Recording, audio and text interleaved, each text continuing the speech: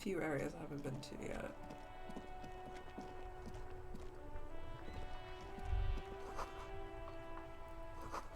Maybe a sea monster did this to the plaza.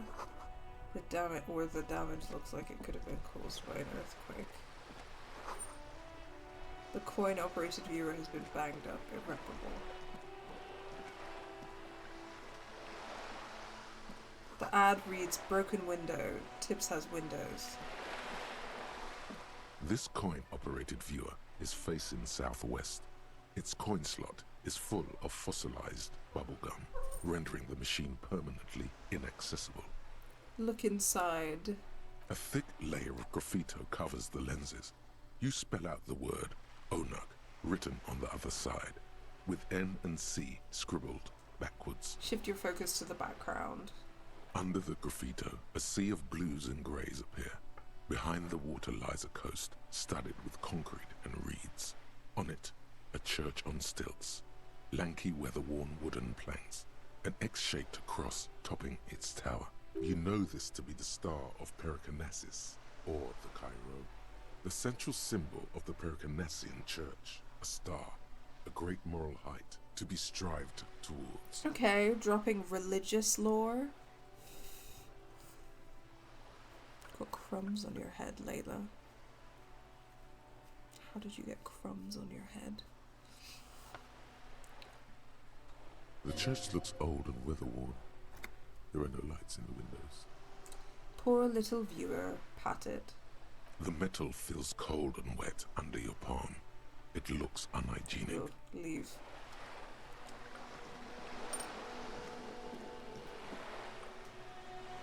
If you had a bag in your hand, perhaps you could collect these bottles and sell them.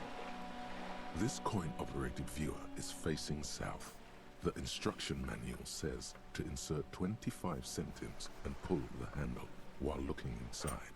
Then use the focus knob to zoom in if necessary. Okay, well, I'll keep that in mind in case I need it later, but I think for now I'm going to leave it. 2 roundabout north or Cape Side Apartments in Martinez Pier. Yeah, we haven't really been to the pier and stuff yet, but let me just check out down here first.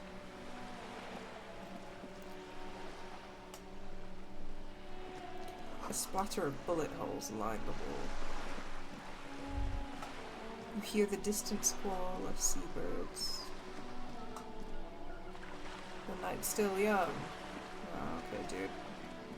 Perhaps not for you. Oh, I was supposed to have a conversation with Kim, wasn't I? Yes? Tell me about this case. Yes, Kim, you were supposed to debrief me on the case. So sorry, I forgot about that. What do you want to know? Literally anything about it. I can't remember a single thing. Ah, yes. The case brief you missed. Now I remember. He opens his notes. Brief, yes, that sounds good. 3 days ago, the RCM emergencies desk received a report about a security guard who was found hanged in Martinez. An anonymous caller said there was a dead body behind the Whirling in Rags hostel cafeteria. The cadaver had been there for 4 days. No one had come to investigate. Hi, Charlotte.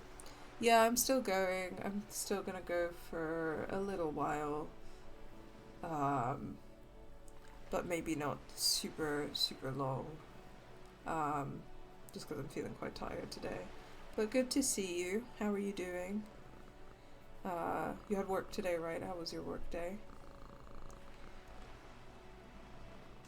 During that time, the victim had been stripped of his belongings. The caller did not identify him, but used the word lynching. There is an ongoing labor dispute between the local dock workers and the logistics company Wild Pines. I was told we should approach the death as part of this dispute. Okay, so 3 days ago, the RCM emergency desk received a report about a security guard who was found hanged. So he is a security guard. That's for sure. An anonymous caller said there was a dead body. That had been there for 4 days. So actually, they didn't report the body until after 4 days either. During that time, the victim had been stripped of his belongings. The caller did not identify him, but used the word lynching. We still don't know who called to report the murder. There was an ongoing labor dispute between the local dock workers and the logistics company Wild Pines. So we found out a little bit about the dispute, but not tons of it. But yeah, the dock workers and the logistics company. And I think at some point we might meet the logistics company people and find out more about that. Was told we should approach the death as part of this. Really interesting. Okay, so the caller said that you should approach the death as part of this dispute.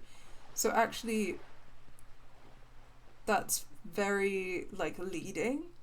So whoever this caller was is possibly it wasn't the dock workers, and someone is trying to frame the dock workers in order to, like, delegitimize the strike or something.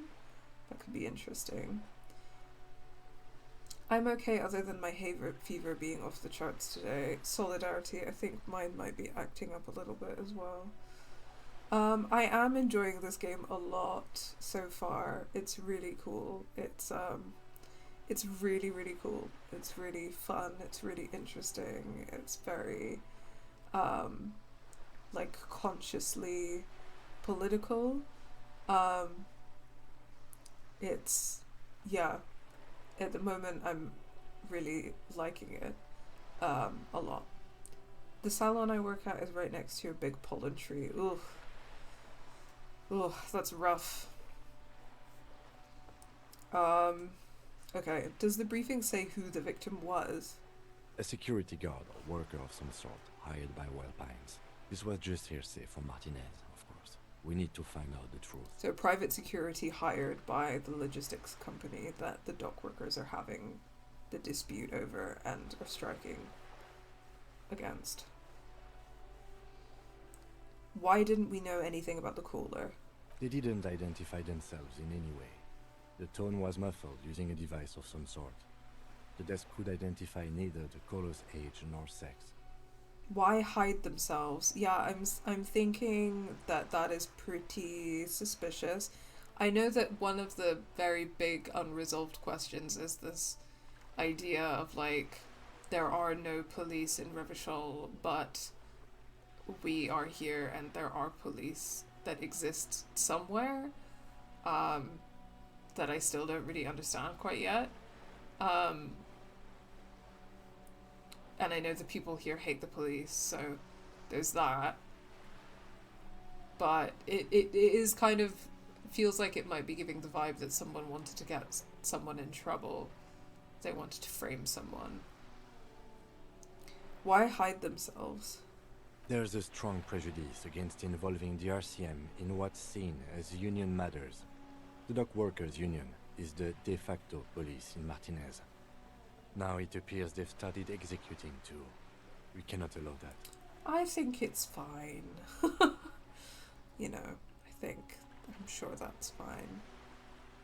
You know, I think killing a private security guard hired by a company to break a strike is kind of whatever.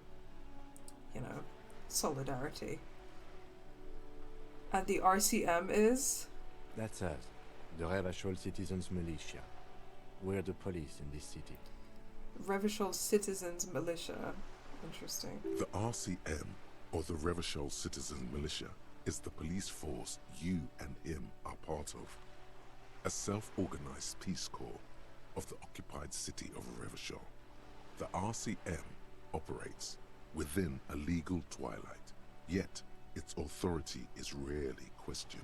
It's super useful to know this. That's very interesting.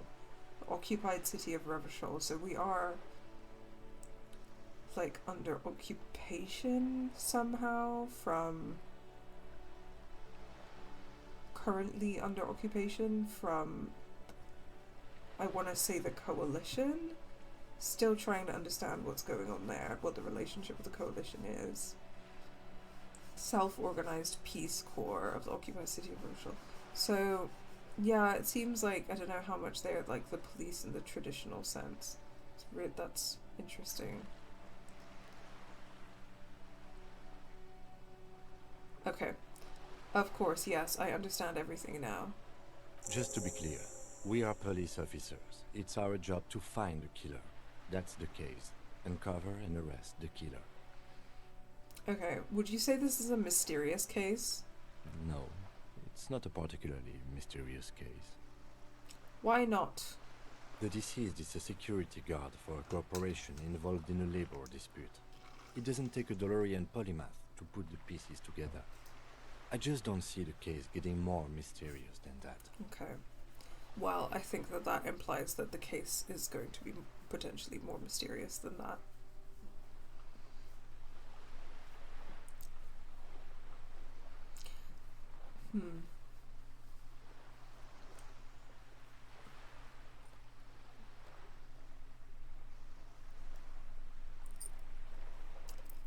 Personally, I think labor disputes are very mysterious. Then you are in luck, because we are in the midst of a major strike by the dock workers union. Maybe more than that. The union clearly wants a piece, not just of the industrial harbor, but the Wild Pines Corporation itself. Okay, interesting. Is this a strike then? Or the first shots in a workers' coup? Yeah, so this is fascinating because obviously a strike is when workers withdraw labor in order to achieve certain demands. So they'll have a set of demands and then they'll go on strike and be like, we're going to go on strike until these demands are met, until management comes to the negotiating table with us to discuss this and concedes to those demands, and will strike for as long as it takes. Obviously there are cases. Layla! I was petting. That's spicy. I was just petting Layla and she just tried to bite me. Spicy. Spicy. Don't do that. Spicy girl. You're never spicy. You're sweet.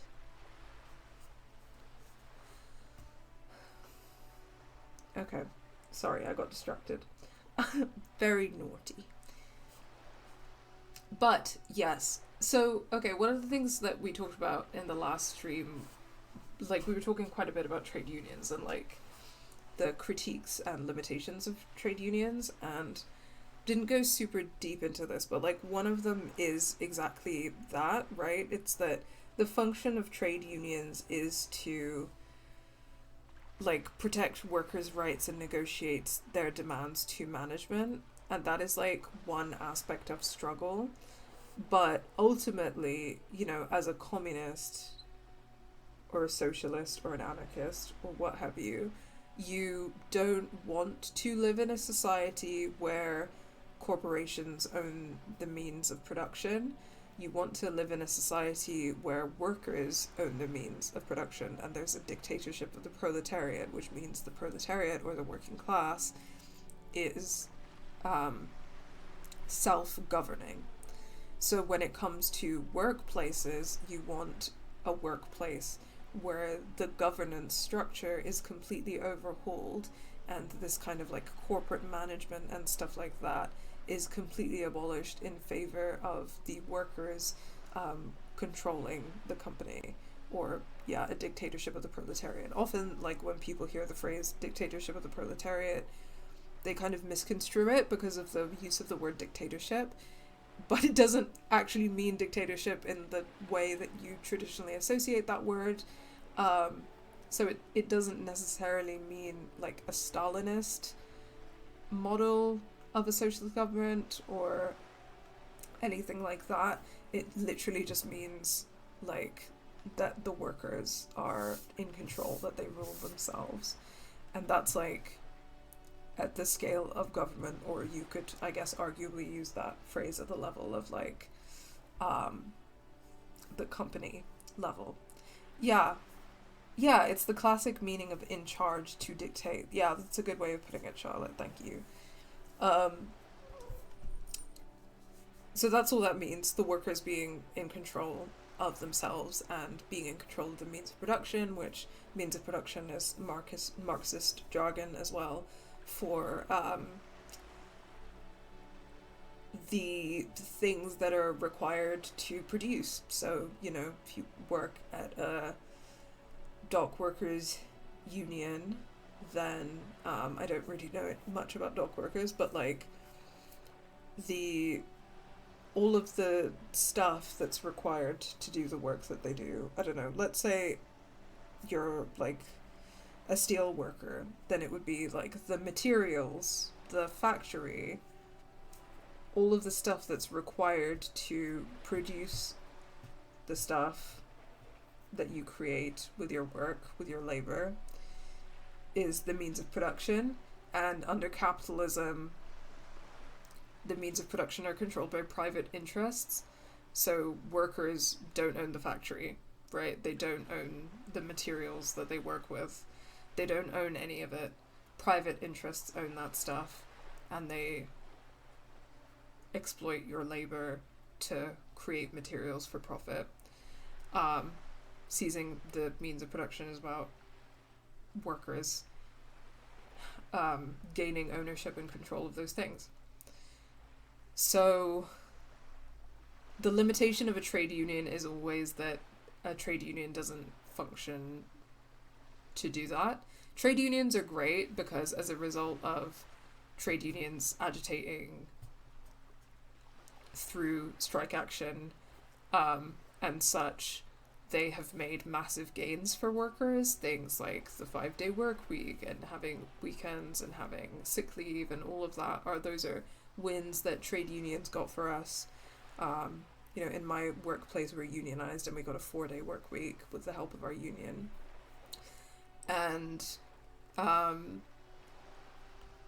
so unions are great, but they're only part of the picture. And a lot of the time they don't like function on the level or organize on the level to try to actually organize to, for the workers to seize the means of production to kind of restructure the way that the workplace functions so that there is a dictatorship of the proletariat in the workplace. In this case, that's kind of what rhetoric is implying. Is this a strike or is it the first shots in a workers' coup? So obviously a coup d'etat is about seizing control and displacing the powers that be and seizing control. A coup d'etat is different from a revolution, I guess, in various ways. It depends on the context. So if you're talking about it in the context of a nation or a city, then revolution really has a lot to do with the sense of scale, and how many people are involved and blah blah blah. I'm not going to go super into it, but yeah. So the idea is is this workers actually trying to take control rather than striking with a particular set of demands? Instead, they're actually trying to take control of the workplace and restructure it so that they are in charge and they own everything, which is cool. Sometimes they kind of just continue to uphold the structure that exists. Yeah, they totally do. Trade unions, sometimes they do. And that's kind of why, as much as I love and support trade unions, and I kind of think that as a left-wing person, I don't know in what scenario you don't love and support trade unions. Last stream we were kind of talking about how not all of them have good politics, for example, and some of them actually like cops, some of them don't, some of them are a lot more wet than others,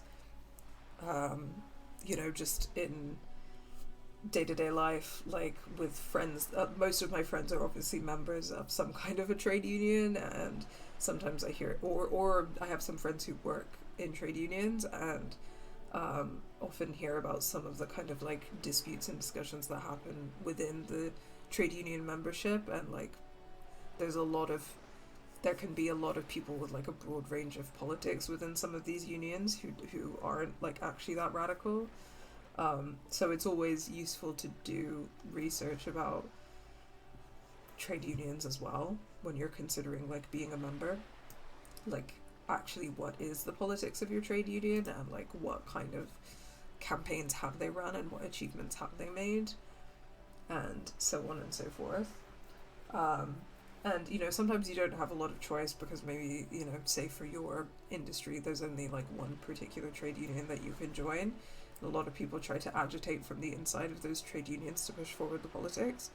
But again, it's always worth remembering that our long-term goal is not to just endlessly negotiate with management and endlessly, like through strikes, kind of get incrementally better demands for workers. The goal is to overthrow them and to have the means of control in the hands of the workers. That is the goal. So there's no management, no owner that is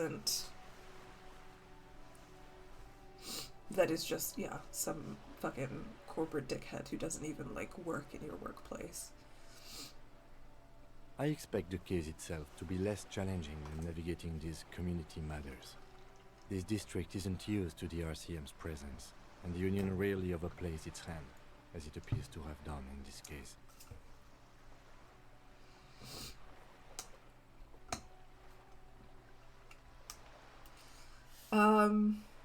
Charlotte says, they make it better for workers, but they don't work to take power away from corporations.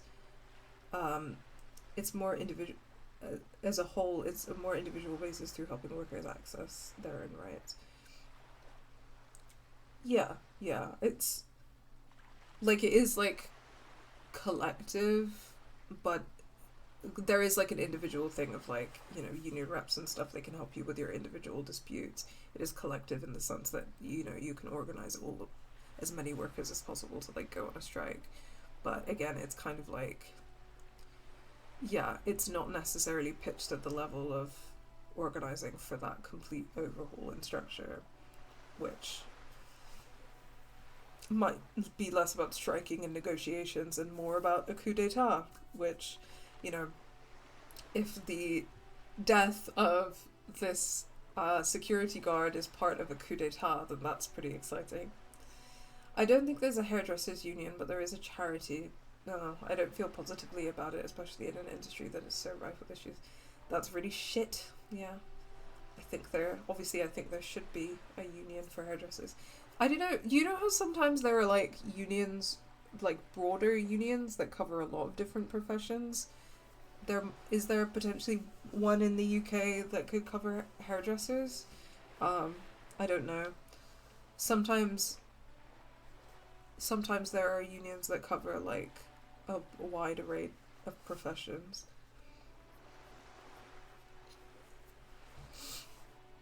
But that's, again, like, those are not necessarily always the best politics. Or the most effective at what they do. Okay, wait, so is this a strike or an attempted coup? Strike, coup, revolution. It's brigandage, however you parse it. Okay, I mean, again, those words mean very different things, and I think being specific about how we use them is important, Kim. You feel something rising through you, a familiar feeling, an opinion taking form. Hell yeah. Okay, what do we got? We should ground the workers into fine paste and feed them to pigs. No. We should ground the owners into a fine paste and feed them to the pigs. Yes. With this little foreknowledge, I am unsure which side to grind into pig's feed. The decision must ferment in me. Also, nationalism. No. I don't think grounding one or the other side into pig's feed will do anyone favors. I am really, really smart. I've spent the last 20 seconds deciding on which side to ground into pig's feed. Why? Obviously, I'm going to say that we should ground the owners into a fine paste and feed them to the pigs. When I said we have to navigate community matters, I did not mean we have any say in them. I meant we should be careful. If we are not, the shit will blow right in our faces. He makes a quick gesture towards his visage, where the shit would blow.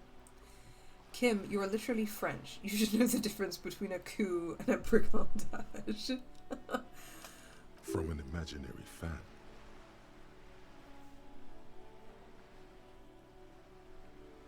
Now, was there anything else you wanted to know about the case? Okay. If we're from different precincts, why are we on the same case? I'm afraid you and I are pawns in a pissing competition. His disdain is clear. This man would not use such an expression otherwise. What do you mean? You don't know? I assumed you were in on it. You know what I'm in on. Retrograde amnesia. Better still than an imbecilic cop-off. Cop off? It's just stupidity. What kind of stupidity? The cop kind. Our precincts can't decide if Martinez is part of Jamrock or the Industrial Harbor. Yours or mine, as if we somehow own parts of the city. Typical street gang mentality. So we've let the Union make a mockery of law enforcement here. And now it's come to its natural conclusion. My question is, so obviously the police are an arm of the state. The police are law enforcement. They enforce laws. And obviously, like, yeah, a lot to unpack about particular laws and what the functions of them actually are. Even though the legal system purports to be about justice, it is not necessarily. In this society, what are the laws that we are enforcing? Whose laws are they? Who makes the laws? Who is the government? These are questions that I'm still sort of unclear on. They've said that the city of Revachol is occupied by the coalition. Still don't really have enough information about the coalition other than the fact that they're like a coalition of countries outside of Revachol. Or sorry, I don't know if Revachol is a city or a country, because I know that Martinez is a city, but yeah, because anyway, there's no law enforcement without a government, you know what I mean? Like, because the governments make laws and law enforcement enforces them, so I'm very interested in what's going on in that regard. So this is a struggle over who runs Martinez. Well, sort of. It's less a matter of who gets to police Martinez than who has to. It's an orphan district, in other words. I think the dispatch desk just told both our stations about the hanging. There was quite a brouhaha at the 57th, I can tell you that. Time to settle it, they said. Cop off. But I assure you, I am not their finest or toughest, with 102 cases solved. What I am is least interested in a pissing competition. So he volunteered to represent the 57th, but not out of competitiveness. On the contrary. Lalan says Martinez is a tiny town in the city of Revachol, which is so big and doesn't have its own government, so it might as well be a city-state. It doesn't have its own government? Revachol... sorry, Martinez doesn't have its own government, or Revachol doesn't have its own government? Okay, so you volunteered to spoil it. What's special about Martinez? I wonder what this says about me, that I was sent by my station. That's a good question. He raises an eyebrow, thinking it best to let you make the next move. There can only be one conclusion. I am the finest a case-solving machine sent to outperform you in every way imaginable. No. I must be an augury, an apocalyptic omen sent by my people. Can you guess my message? Don't be scared, but I think I may have supernatural abilities. I probably have an unbelievable kill count. I'm gonna leave why I was sent unspecified. Yeah, I have no clue, so... yeah. Sorry, in the beginning, Lena says that Revachol does not have its own government. So who is the government?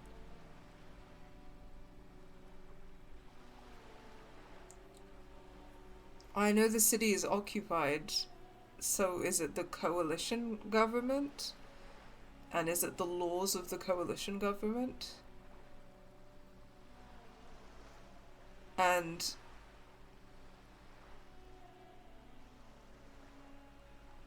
Yeah, the coalition is kind of giving NATO vibes, it sounded like. I really want to learn more about it. I know we haven't. Yeah. Okay. Thanks for some of the clarification, Lalin. So, yeah, I guess I'm interested then because in terms of the policing situation, it's like, who are the police affiliated with? So the RCM, Revachol Citizens Militia, they enforce the laws of the coalition, and like, why and how does that work? Okay. Yes, sorry. I'm gonna leave why I was sent unspecified. The silence carries. So you volunteered to spoil it? Yes. I am an unrepentant spoil sport. The lieutenant appears pleased with this. What's special about Martinez? Martinez? Nothing. It's just a puddle at the end of some drain pipe. No one cares about this place. They care about sports. Most of our colleagues don't even know how to get here. North of the interchange doesn't exist. A tremble comes over you. Another after effect of ethanol poisoning, perhaps. Feels like leaves do when they rustle in the breeze, somewhere far away, below the turbine. The 41st and the 57th. The lieutenant was right. It's not about who gets what's north. It's about who doesn't. Okay, enough of the competition then. Tell me something else. Yes, it's a wholly pointless matter. Forget I ever mentioned it. He's actually glad it's addressed now.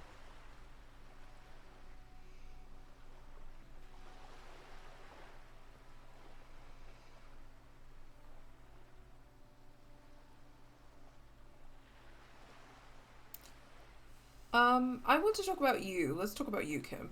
Me? Yes, you. I don't see how my life is pertinent to the investigation. We'll work better together if we have more rapport. That's a fair point.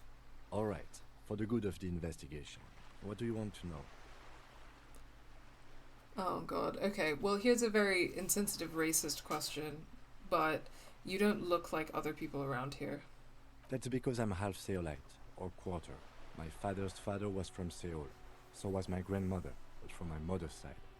It's not an interesting topic. What is Seoul? It's a part of the world, officer. A geopolitical entity, and a geographic division. I told you it wouldn't be interesting. Seoul is a protectionist, isolationist, pan-Isolari state west of the Insulindian Isola. Actually, it's quite interesting. Some would even say mysterious. You're only making it sound uninteresting. I still want to know more about Seoul. You're barking at the wrong tree. I don't speak a word of Seolite. I've never met either one of my grandparents, and I've never been to Seoul. I'm a regular Revacholier. He seems almost proud of those things. Oh, Kim. Kim. So, you want to assimilate, like you want to be considered a regular Revacholier or whatever. That also brings a new dimension to his being a cop, right? So, you're wearing glasses. That's correct. That makes him a binoclad. Completely uncopped material, if you say so yourself. I'm not gonna call him a Beano. Glasses are cool. Are they? They are mostly just cumbersome. You could use a good, normal pair yourself. Tell me a secret about yourself. No. Okay.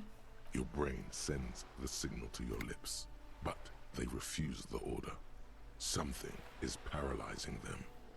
You're pretty sure it has something to do with the lieutenant's eyebrow. What's happening to me? Something the matter, detective? This guy's got authority off the charts. With just the flick of his eyebrow, he's able to make you his thrall. So what can I do about it? Nothing. You better hope he doesn't abuse his authority. There's a lot of it. Accept your thraldom. The lieutenant relaxes his eyebrow, and you seem to regain control of yourself. Do you ever talk with yourself? What do you mean? You know, when you're thinking, do you ever have conversations with, like, your brain? I have no idea what you're talking about. So, you're saying your brain never just chimes in with advice or warnings or anything? I can't say that it does, no. When I need to think, I just use my notebook. The lieutenant produces his small blue notebook and idly thumbs through a few pages. That's where his conversations with himself take place. You're super lucid, yet psychedelic. You don't need office supplies to connect to your nervous system. You're special. Yeah, I am enjoying this music also. That's all for now. Good. Let's change the subject. I think you should know that I can't remember anything. No response. He just arches his brow. I feel like I must repeat this. I don't remember anything. There was heavy drinking involved. Have you tried concentrating on something other than your personal affairs? There is a sudden, harsh edge to his voice, like he's tired of hearing about your personal affairs.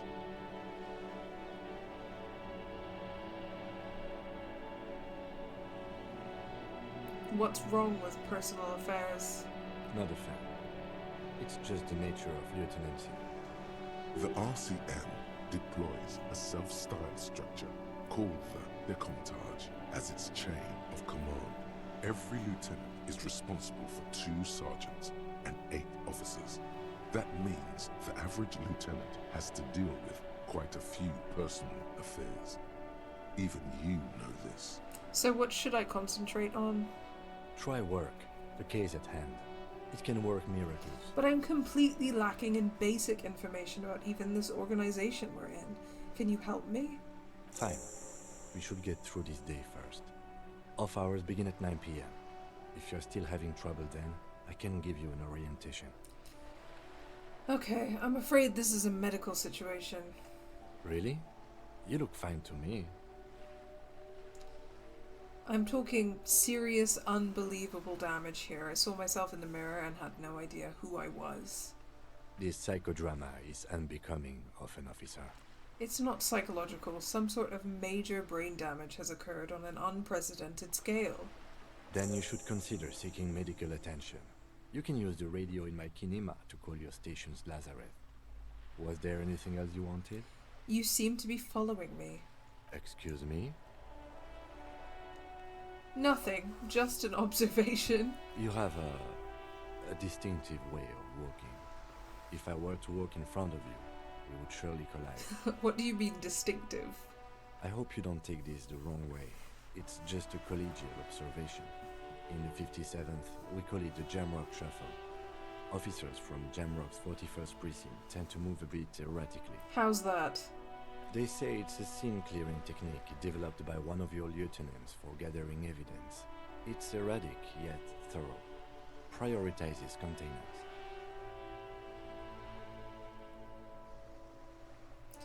Why containers? I don't know. Containers contain, I guess. I'm making assumptions. We should move on. Passing along frivolous interdepartmental stereotypes is not usually his oeuvre. He regrets bringing it up. Okay, I think the logic check might not work, but let's try it. Why did the 41st send me? Because you're the best qualified. No, that doesn't seem right. Dumb brain, I'm good for nothing. You look dumb if you keep the lieutenant waiting for too long.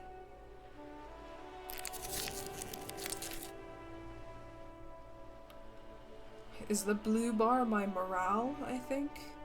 Is my morale taking a hit? Nothing. Let's leave.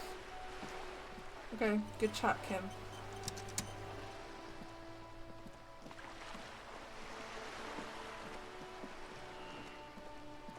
Already been to the bookstore.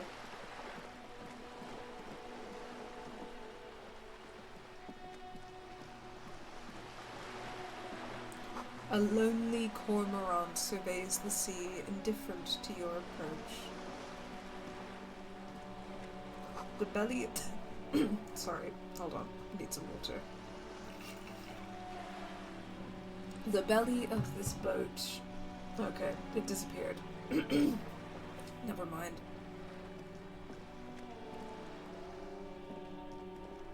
Hey!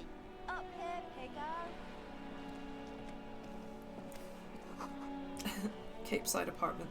Maybe you two should, like, embrace as a treat what Kim and, our character...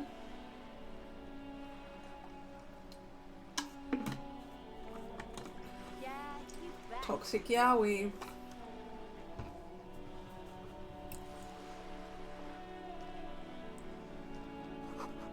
Rue de Saint-Gilles Lane, roundabout north.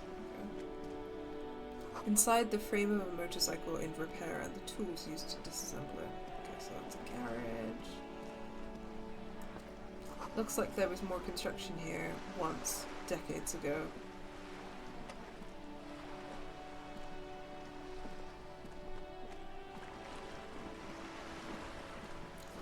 Docking reserved for residents of Rue de Lane, 33A.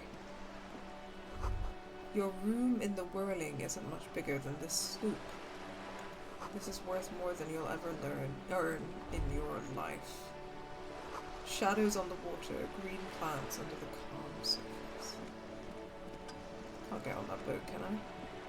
A striking woman leans against the cabin top of her sailing boat, smiling as you approach. Her green raincoat glistens with droplets. A silk scarf is tied around her throat. Good afternoon, Queen. officers. I'm Joyce. Okay, Queen. Joyce L. Messier. I represent the board of Wild Oh, Times, never mind. the owners of the harbour. Take You it back. gentlemen must be from the RCM. She steps closer and holds out her hand over the railing. Sorry, I take it back. She's part of the ruling class. R.I.P. Joyce L. What does the L stand for? Phaeton, my maiden name. Her bony hand dangles from the sleeve of her oversized raincoat. Thatcher haircut. I know what they're doing here. Yeah. What exactly is the RCM? I remember hearing it from somewhere. I meant you. The Revachol Citizens Militia.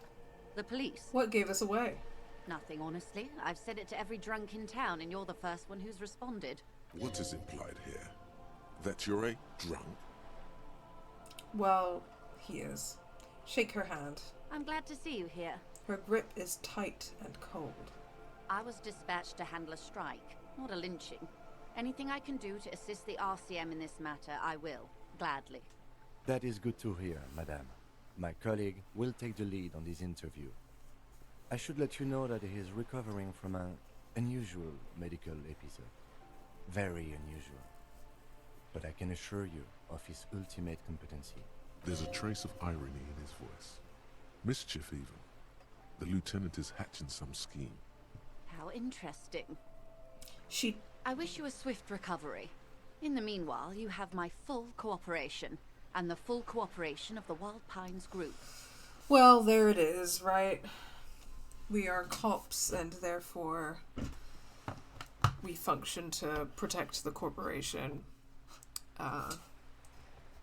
Which is shady as shit. It's hard to get a read on her precise disposition, but she appears helpful. Yeah, again, of course she would, because corporations and the police protect the corporations. They obviously love cops. You're on a boat. Why, yes I am. She looks at the deck under her feet. Green and white sails flutter overhead. Not a lot of people on boats, are there? Of course there are. We're on an archipelago. How else are you supposed to get around? Wait, we're on an archipelago? Look around. Yes, we are. We are on Le Caillou. Caillou? I thought we were in Revachol. We are, and the city of Revachol is on the island of Le Caillou. Okay, so Martinez is a district in the city of Revachol on the island of Le Caillou. Gotcha. Still, I haven't seen anyone else sail a boat around here. I haven't seen anyone else drive a souped-up Capri Kenema motor carriage either. Burn. Actually, that motor carriage has been specially issued to serve as a patrol and pursuit vehicle. It's for crossing long distances in the greater Revachol industrial harbor. It's not a toy. Neither is this. A toy, I mean. It's a machine for crossing long distances in the Bay of Revachol, between the city and the islands. She's having a good time arguing against the law. Too good, perhaps. Does she have a name? The boat? No. It is called coincidentally 19 because that's the type of sloop it is. The word "it" feels strange. Such a beautiful boat deserves a proper name. A breeze ripples through the sails and tugs at your hair. Below, the sleek, fish-like shape of the hull parts the water. Beneath that, a resounding darkness. You're reminded of something. Or someone. What kind of boat is it? It's a pleasure craft, a 19 pacer. It also happens to be rated for Category 1 racing. Though these days I mainly use it for business.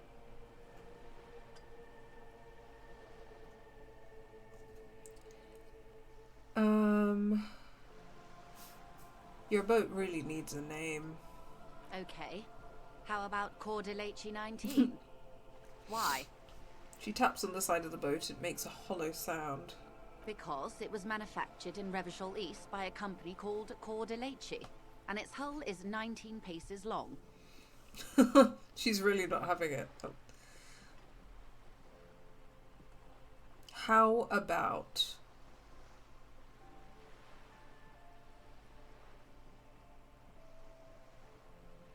Dolores? Why Dolores? I just like the name for some reason. Well, it means nothing to me. I think I'll stick with the factory name. But thank you for the suggestion. How do you like it? My sloop? I like it a lot.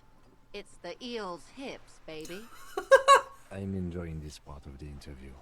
It has so little to do with the murder we're investigating. Kim is so... He's having a bad time. Kim is not enjoying my company. I really do, the lieutenant thinks. Is she thrown off yet? He's looking at the woman, assessing her. Do you have a license for this boat? Officer, I assure you I'm a highly qualified pleasure craft operator. The crowns of her teeth are porcelain, white as the boat's hull as she smiles. Qualified pleasure craft operator.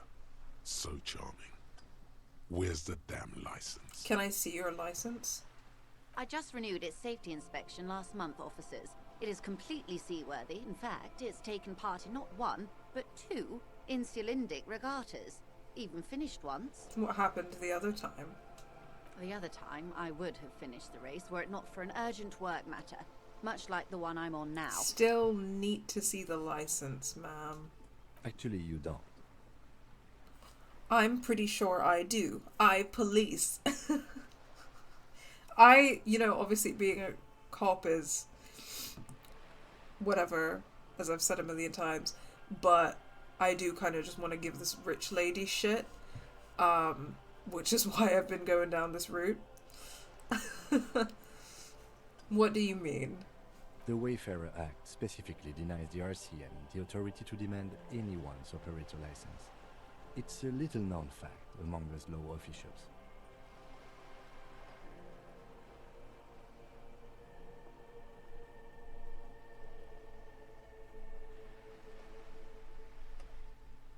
How exactly is this, exactly how little known is this fact? I was just being polite. Even school children know the Wayfarer Act. Wow, so we can't pull over random civilians and demand their papers? That's weak. Unless it's their passport. No. Do you want to ask for the lady's passport? You need to save face if you want her respect. Demand that passport. Yeah, again, I want to give this rich lady some shit, so why not? Of course. She searches the pockets of her raincoat, producing a bundle of documents in a sealed plastic bag. Of course. Of course she does. Look at her passport. The woman is silent, smiling while the waves lap against the hull. In your hand, under the plastic, a light blue passport saying, Republic of Vespa. The coat of arms has a lion and an ostrich. Seigent. The Republic of Vespa, formerly the Republic of Vespa Messina, was once a dual kingdom. An amicable parting of ways produced two constitutional monarchies. Vespa, the richer of the two, is an occidental nation known for its proximity to the Pale and its exotic financial derivatives. Look at the photo page. The woman, born in the year 3 in the commune of Revachol, smiles at you, face adorned with frown lines and crow's feet. The photo is recent. The name reads, Rejoice Leighton Messier. Your name is Rejoice? Yes. But please don't call me that. Why?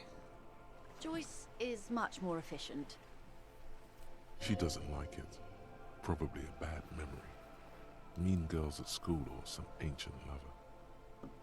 You're from the Republic of Vesper. My husband is. I have dual citizenship. A Vespertine is handier when travelling. Everything appears to be in order. Give the documents back. She nods and returns the plastic bag to her coat. I think I have a handle on the boat thing. Good. Tell me about Wild Pines. What do you do? What we do. I'm afraid I don't speak for Wild Pines as a whole. It's a giant undertaking. So what do they do? The Pines' core competency is logistics. Container shipping, freight, that sort of thing. See those airships there, blinking? Those are the shipping side of things. So, this is quite interesting. I know that I mentioned a little bit, like in the previous stream, about how kind of dock workers are uniquely situated to disrupt, like shipments of things like arms in order to kind of disrupt, the cogs of imperialism. So direct action by dock workers can have a huge impact, for example, and has been having a huge impact, for example, in like taking action against the genocide in Gaza. And one of the campaign targets of Palestinian youth movement is Maersk, which is a logistics company. So I'm bringing this up because Wild Pines is a logistics company, and I think that like some kind of parallel to kind of illustrate the things that logistics companies do, what they profit from, and why they're fucking evil. Maersk is a target because it's a logistics company that arranges shipments, international shipments, of various goods, but including goods to Israel and arms to Israel. I believe, I would double check this.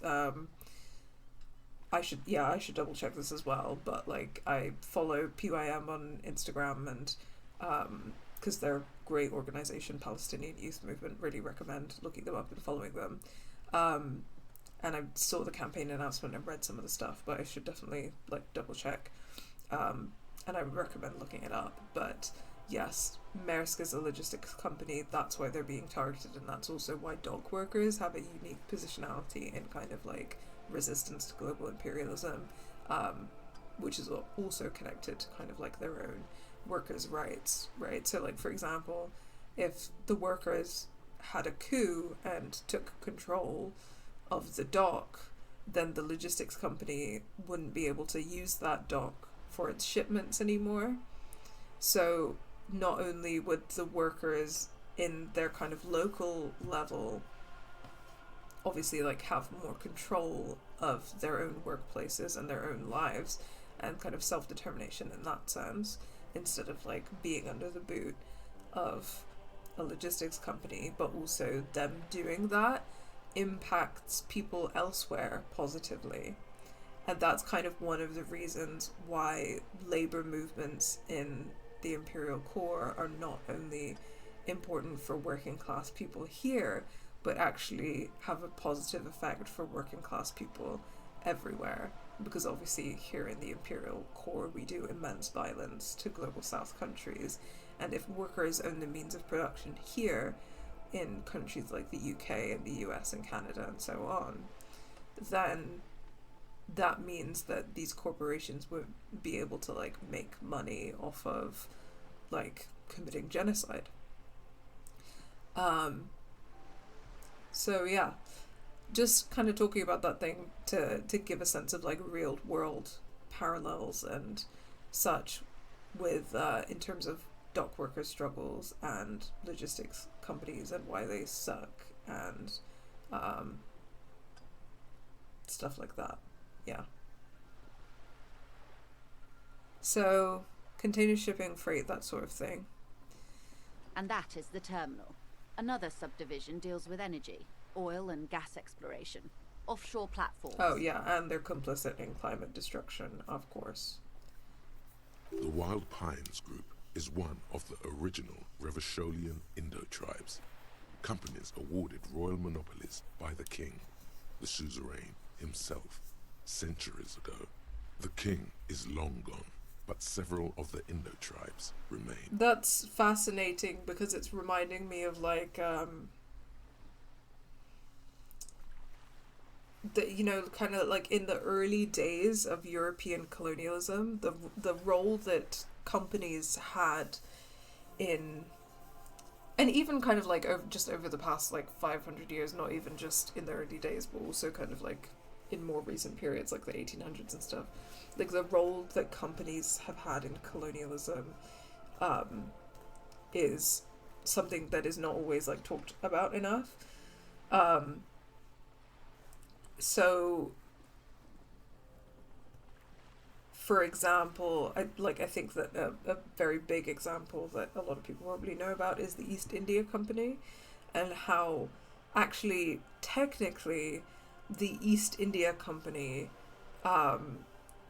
rather than the British Crown, established colonial control in India. Obviously, like, the control of the British Crown kind of became a thing, but the East India Company are kind of the ones who were largely responsible for traveling to India and establishing, you know, because they wanted to like profit off of Indian natural resources and stuff,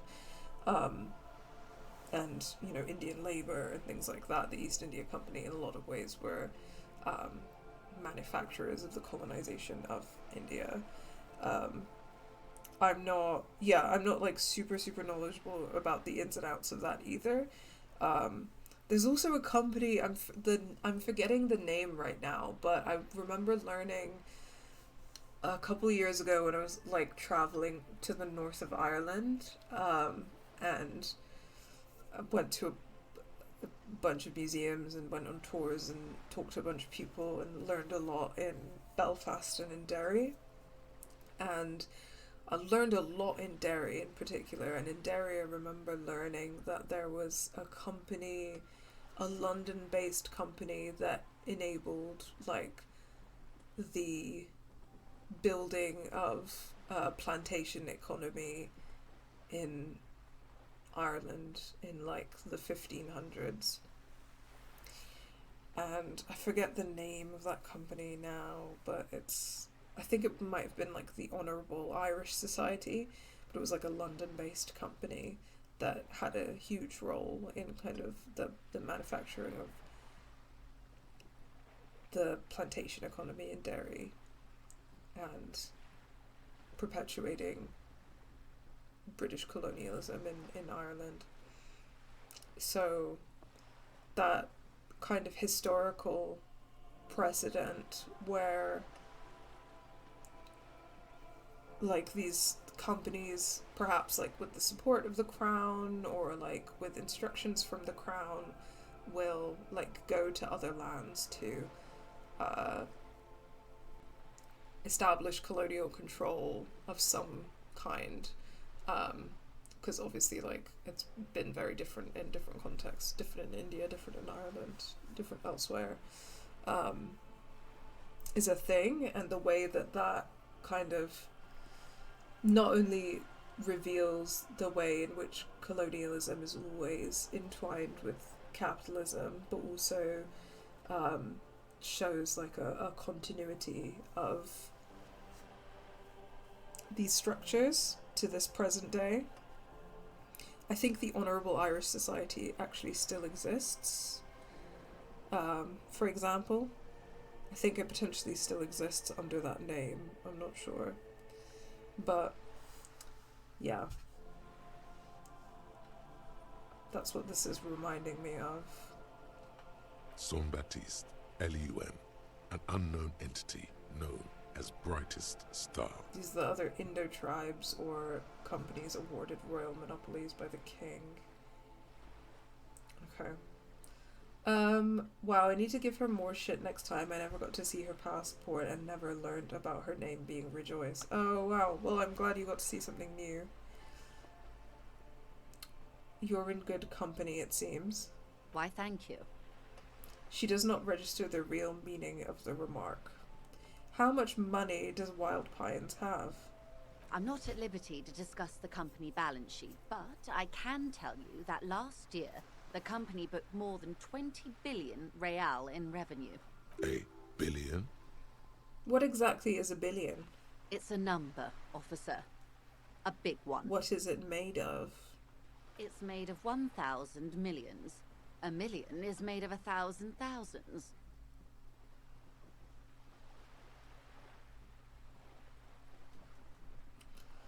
Wow. 20 billion is a large number, but the conglomerate employs 72,000 people.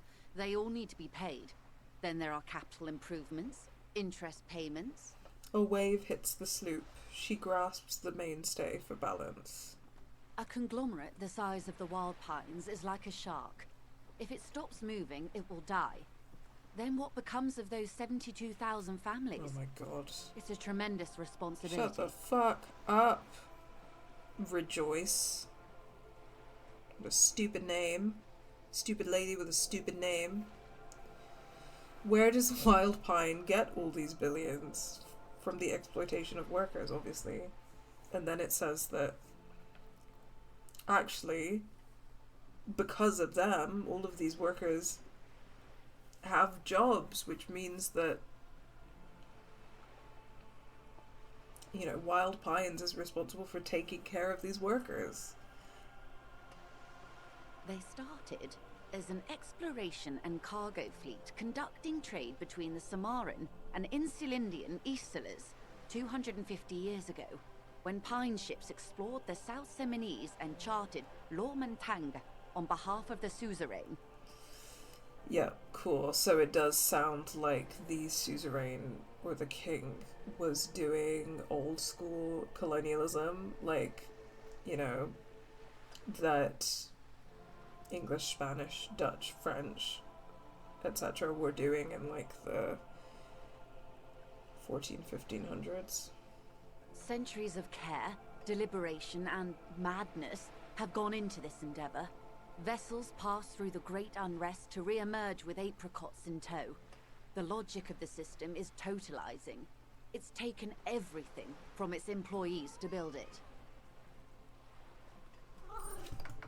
Probably helps to start out with a royal monopoly. You know more than you let on. Certainly it helped, but most of the original Indo tribes have failed or been absorbed.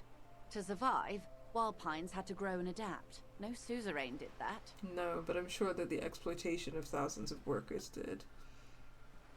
What does a huge system want with a place like this? Look around. You mean aside from being the terminal's legal owners, who are responsible for moving 8% of the world's cargo? 8% of all the cargo in the world? That's quite the endeavor indeed. Oh, hold on. You don't keep it moving, the workers do. The company is nothing without them. We built this district. Biggest communism builder trophy. Huzzah! That's the first trophy I've got, I think.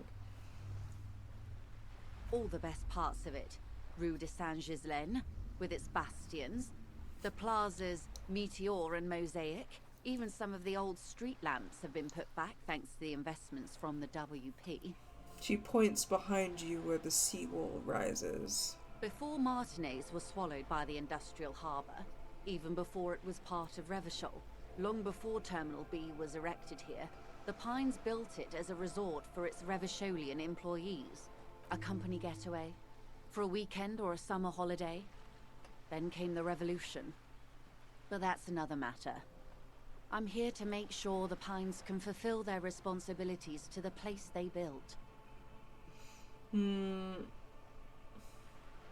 Very interesting. Then the revolution. Everything changed when the revolution came about. This being your first achievement is so iconic. Why, thank you. I couldn't be happier that that was my first achievement. With your help, hopefully, says her warm tone. Nah, bitch. What can you tell me about this strike? Everything. Right up to, but not including, trade secrets. What is your role in this precisely? I believe the official title is Senior Labor Negotiator. In practice, I'm a grocery clerk. I relay the union's demands to Wild Pines and return with Wild Pines' counteroffer. And how are the talks going? They're not. That's the problem. The union stopped all negotiations a week ago, after that awful lynching took place. Now they won't even let me into the harbour. There's a 2-meter-20 racist behemoth blocking the gates. Do you mean Measurehead? Who is... I don't know if we can rightly call Measurehead racist. Because I think you're doing the thing where you're... I mean, obviously I said that race science is bad and Measurehead loves race science. But... okay, I mean, he's kind of a racist. But I feel that this is potentially also an accusation of reverse racism. Like, that you can be racist towards white people. Like, I don't really think that his Seminese supremacist ideology is good. I've talked about this at length. But, arguably the way that he talked about some other racists who... But it was hard to tell, you know what I mean? So it was kind of hard to tell because of, like, the lore dump about the world that we're in. And because I didn't always necessarily know when he was talking about white people and when he wasn't talking about white people. So it's kind of hard for me to gauge. But because I feel like part of the comedy of it is the idea that he's basically, like, the inverse of a white supremacist, I think it's complicated whether or not we can accuse him of racism. I think probably we can, but because I do think it seemed like he was talking about non-white races in kind of a racist way, but it's hard for me to tell. Because it was so funny the way he was talking about white people being an inferior race. But I feel that from Joyce's point of view, like, she is probably accusing him of being racist towards white people. I feel like she's probably accusing him of reverse racism because she's like a weird white lady. But I don't know. Measurehead is racist against Asians and Hispanic people too. Okay. Yeah, I had an inkling that that might be the case. And I don't really know, like, in terms of the world building, so the categorization of Hispanic is obviously quite complex because all it means is that you're Spanish speaking. And within that, there's, like, I mean, obviously, like, race is this very complex phenomenon. Within that, Spanish people are Hispanic, right? But Spanish people are white and Spanish people are colonizers. So you can't really be racist towards Spanish people. You can be xenophobic towards Spanish people, and there's all sorts of, like, Yeah, but I don't think you can rightly say that you can be racist towards Spanish people because they're white Europeans and they, like, colonized a huge amount of the world and did, like, horrendous violence in the name of white supremacy. And obviously, like, within the context of Central and South American countries as well, although, like, Latine people are racialized in other contexts. So, like, in the US, like, Latine people are like, arguably all racialized. Like, within the context of those countries, race operates differently. And,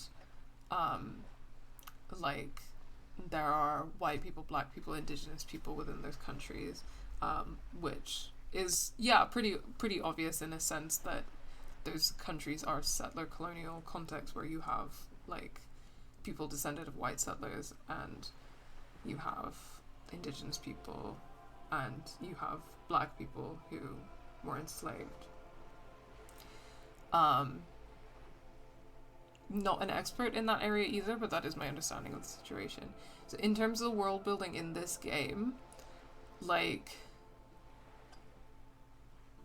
it's hard to know how, like, the Spanish-speaking people are constructed and whether there is kind of like a racial element to it, whereas it's a lot clearer with the with, like, Seoul, right, and the idea that it's like a Japanese/Korean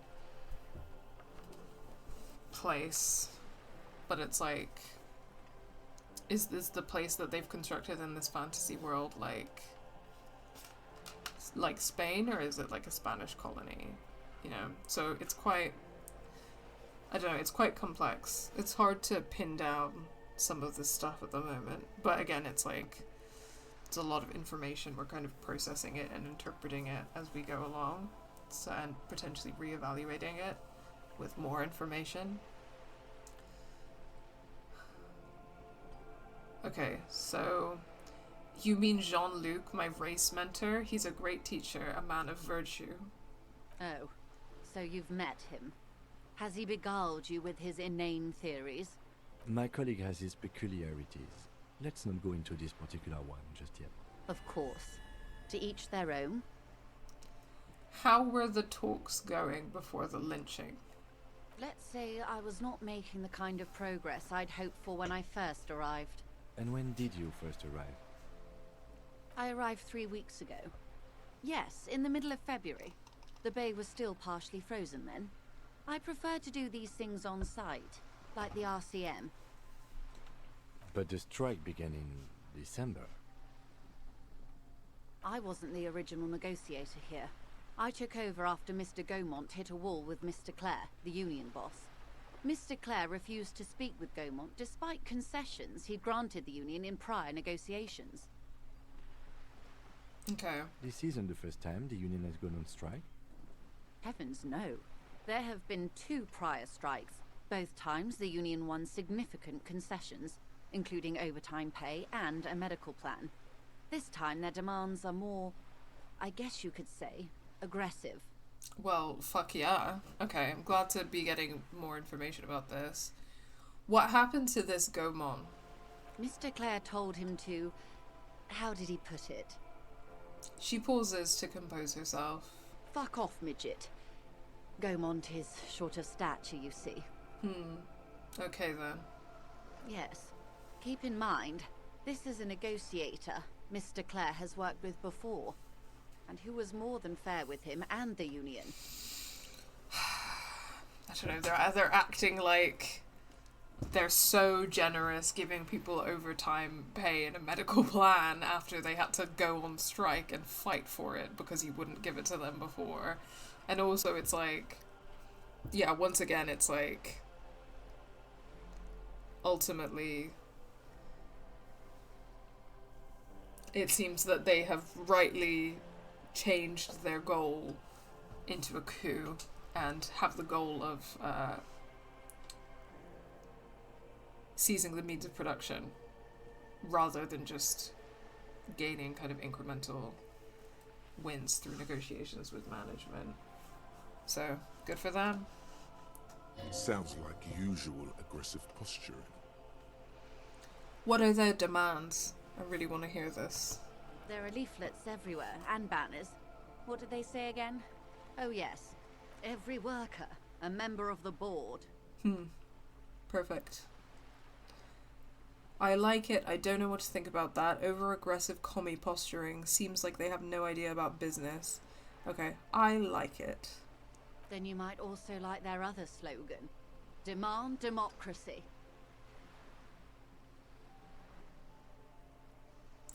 Not hard communist enough for me. Personally, I agree. It lacks the pizzazzo of every worker a member of the board. What exactly do they mean by it, though? What's the demand? It's quite simple, you see. Every time the Wild Pines group makes a decision about what? About anything really, it needs the signature of each of the 2,200 workers in its Martinez terminal. Just so you understand, this is but one of 22 terminals owned by Wild Pines. Essentially, not only are they kings of the company, they are also kings of the 72,000 employees of Wild Pines Group. The king is dead, long live the workers. That may well be. It's not up to me to decide who is king, but as negotiations go, it's not a swell start. What are you going to do? I'm not sure. Naturally, I assume that was just their opening position, a hard-nosed tactic with a side of mockery. But there's been no follow-up, just the same nonsensical slogan repeated over and over again. And now, people are getting lynched, I hear. Behind the whirling in rags. A disastrous situation if there ever was one. Excuse me, from whom did you hear about this lynching? I first heard it from the bowyer at the gates. The one whose very name advertises his aversion to work. I think he said it was, "Call me mañana." This checks out. The scabs at the gate, did you put them there? The scabs? You mean the huddled masses of Jamrock, come to plead for work where the union refuses to? If they were organized by Wild Pines or its affiliates, then it would be a company secret. I could not share it with you. Not right now, at least. It's implied. She's open to discussing this matter with you at a later occasion. Okay, interesting. Tell me about this union boss, Mr. Clare. Everard Clare is a man of the utmost integrity. If you can say one thing about him, it's that he always puts the interests of the workers first. Okay, wasn't expecting you to say that, so what more is there to this? Really? Of course not. Everard is fantastically corrupt. I imagine he has a thick, viscous goo where you and I have blood. I just, like, everyone talking about this corruption of his, I don't know if I believe it. Like, what are the accusations? Like, what do you mean he's corrupt? He can't be that bad. He is the most corrupt individual I have ever seen, and I deal with men like him for a living. If there is anyone more venal, more irredeemably nepotistic, then it's his twin brother, Edgar. Wait, there are two of them? Yes, Edgar looks exactly like his brother, except for that lazy eye. He also talks exactly like Everard does, and when one's term as foreman is up, the other takes over. It's how they circumvent the term limits, you see, with a funny little switcheroo. While in office, they've embezzled God knows how much of their workers' dues. Okay, so embezzlement of union funds, is that what you mean? Like when you say workers' dues?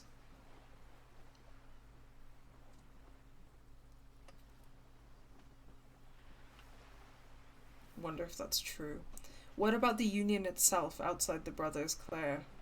The Débardeurs Union was once a perfectly normal institution. 20 years ago, anyway. It must not have been easy to establish under the Emergency Act, but they did it. I can respect that. Organised labour at its best, as they say.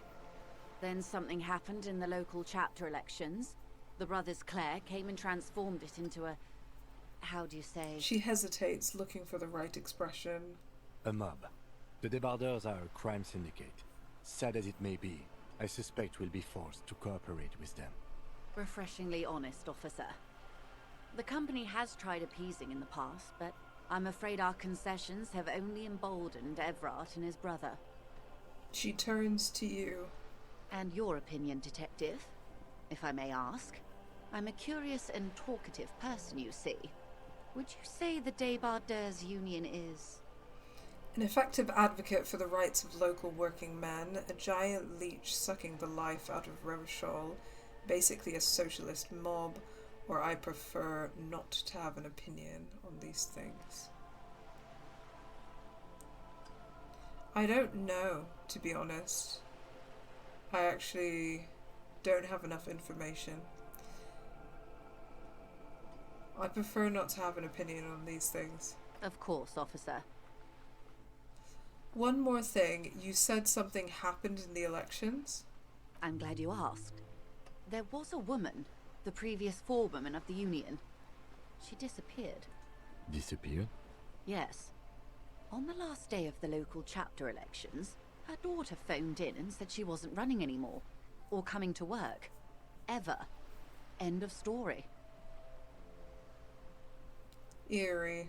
Downright haunting, if you ask me. The Wild Pines suspected foul play, but what could they do? It was a Union matter. The point of the presentation is, these kinds of things happen around the Clares. Watch out when you're dealing with him. Thank you for your concern, ma'am. We'll be just fine. That's all I need here. Let's change the topic. Of course. How else can I help? What could you tell me about this lynching? Quite a few things, I'm afraid. She falls silent for a moment, contemplating something. The information I'm to share with you includes sensitive trade secrets. For the sake of my employer, I have to ask for your names and badge numbers. Oh, I don't have my badge yet, so I can't ask her yet. Of course, ma'am. We should have introduced ourselves. I am Lieutenant Kitsuragi from Precinct 57. The lieutenant hands her a piece of blue plastic. And this is my colleague from Precinct 41. I'm afraid he doesn't have his badge at the moment. I hope mine will suffice. How curious. Why is that, Detective? Awkwardness washes over the conversation. The woman doesn't like this turn of events. Remember when my partner told you I'd recently suffered from an unusual medical episode? My lost badge is related to it. I see. So, are you saying you lost your badge during the course of this episode?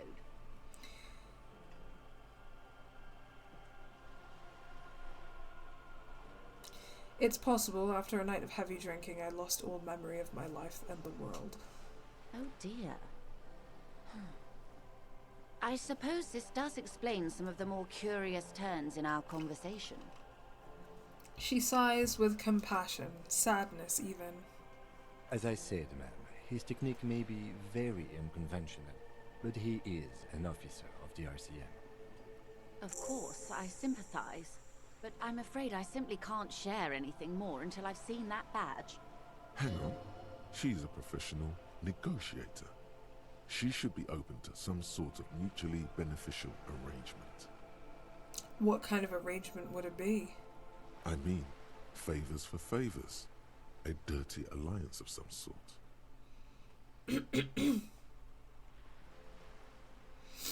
Okay, well, it looks like my suggestion chances are pretty high, so let's try that. Suggestion check. How do I negotiate my way out of this? Easy. Just offer her a favor. Like I said, nice and dirty. Surely there's some other way to demonstrate our law enforcement credentials. I will be frank with you. If I'm going to break protocol, I need to be able to justify it to my superiors. They're going to want to see something very tangible. You're in, but expect her to drive a hard bargain. Like what? Reports from inside Terminal B suggest it's a hub for the local drug trade. This is an open secret in Martinez. The Union controls the terminal, so it goes to reason. They're profiting from this trade. The company has tried looking into this matter before, to no avail. Perhaps someone with your authority and resources might turn over the right stones. Or you can recover your badge. Though if I may be blunt with you, it sounds like that may be a lost cause. Detective, a word in private before we continue. Excuse us for a moment, madam. Mazovian socio-economics. Thought complete. 0.000% of communism has been built.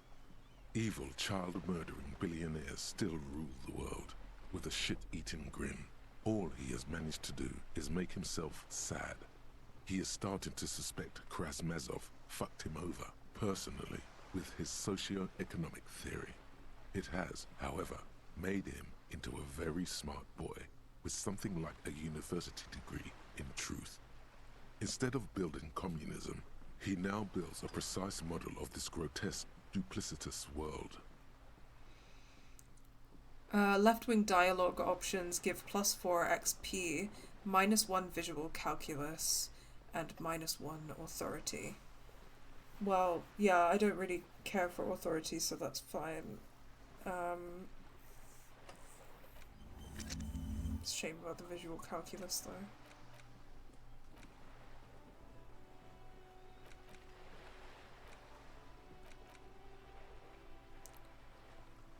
Oh, it looks like I can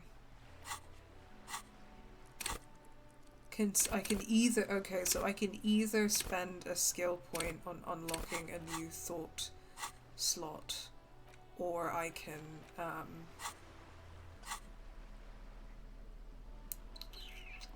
spend a skill point on an attribute. Oh, that's a tough one.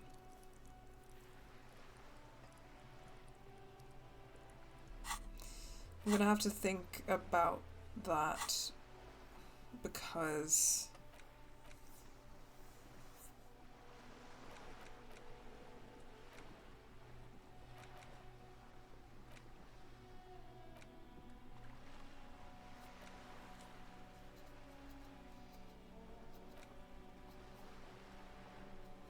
I'm sort of tempted.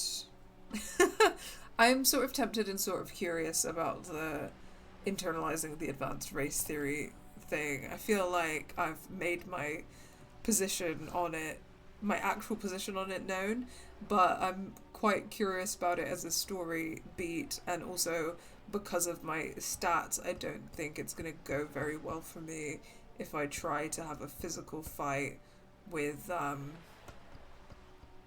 Measurehead. So I may potentially bite the bullet and internalize advanced race theory. Let's read rigorous self-critique as well.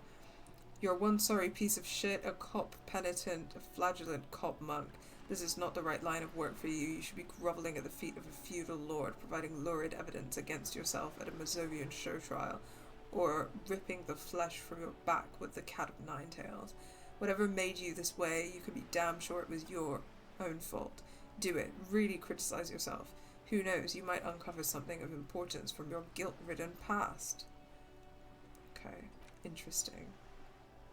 I'm not sure if I want to go with that one, but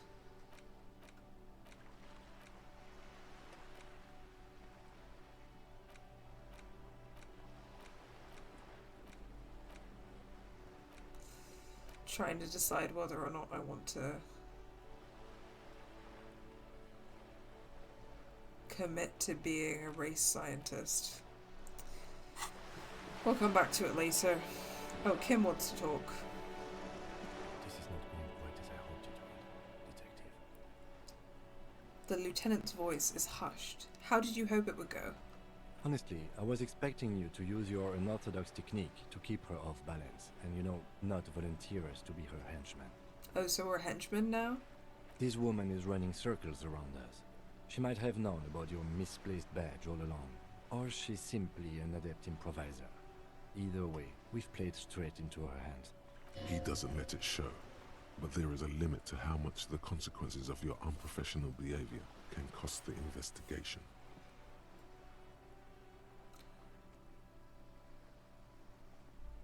We could just, find my badge.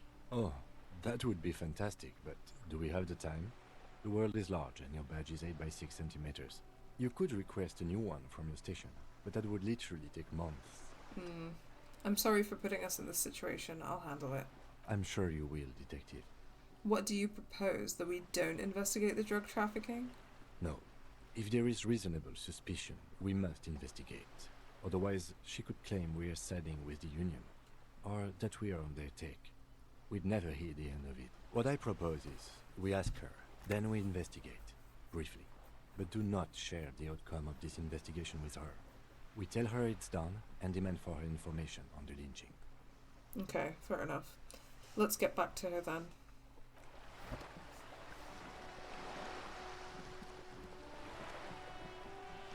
You're back. Good. What can I help you with? Do you know something about these tattoos? Show her the photo. That's the man who was killed. I'm afraid this is a discussion for once we've cleared the lynching question. So you do know something about the tattoos? Better not tie the fourth day to the backstay on this. I hope there is something else I can help you with. She wants to answer the question. Protocol keeps her from it. Okay, tell me about this alleged drug trafficking. It's quite straightforward. Someone is using Terminal B to smuggle raw ingredients from the Samar and Isola into Revachol with the Union's blessing. Wild Pines has suspected it for years. Ingredients for what, ma'am? Meth and dextroamphetamine, GBL and various synthetic psychedelics. Honestly, it might be quicker to say what you can't make from the stuff. Let me get this straight. The materials come from Samara to Revachol through the terminal. Yes. After they clear the terminal, we lose track. The actual production is taking place at various sites in and around Jamrock Quarter, north of here. Wild Pine seems to be well apprised of the local drug trade, ma'am. Do you mean to say the Union also produces the product? Sells drugs, I mean? We're in logistics. It's our business to know. And no. As far as the company knows, the Union does not produce it. They transport the ingredients for a cut. Okay, and you want us to investigate? Yes, but you won't get anything out of Evrat and the Dockworkers Union. Still, every chain has its weak link. What do you mean? The lorries. Someone needs to move the ingredients from the harbour into the city. Once they reach Jamrock, they're distributed to a network of local manufacturers, well beyond our grasp. But in transit, they are vulnerable. Perhaps you've noticed that a number of lorries are tangled in a traffic jam at the roundabout just now. Interview the drivers who are still hanging about. One of them might be waiting for a crucial shipment. Oh, there was that guy who was like joking about transporting drugs before, and then he said that he actually wasn't transporting drugs. He was just joking. But maybe he was actually transporting drugs. I'll be explicit. If you find this driver, I will share company secrets with you. Why didn't you come to the RCM earlier? We did. On more than one occasion. Apparently, there's some sort of inter-precinct disagreement about whose jurisdiction this area falls under. We know the company has launched its own probe into the Union's alleged involvement. We also know it's come up empty. It's not just the RCM. No one's been able to find any hard evidence. Well, here's your chance, officers. It's no coincidence the lorries are stranded there like that, is it? No.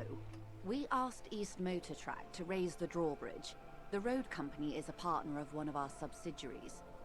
However, She pauses, looking to the sea. this is a limited time opportunity. Once the complaint has been processed by the Trade Committee, they'll have no choice but to lower the drawbridge, and the operation will continue. She looks north. Thousands of litres of raw ingredients will pour onto the streets of Revachol.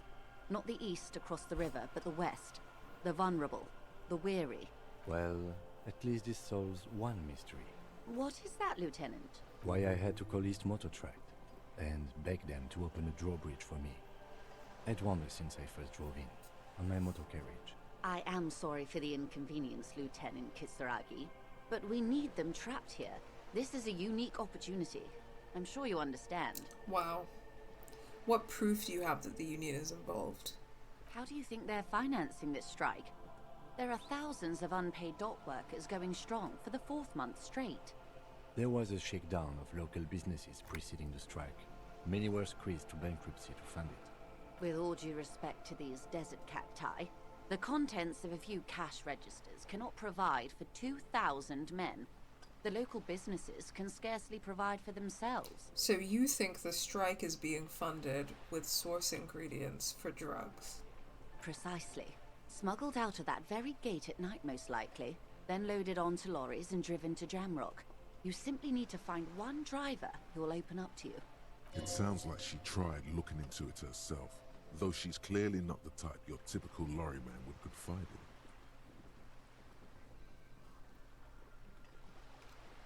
Okay, let's discuss something else for now. She simply nods.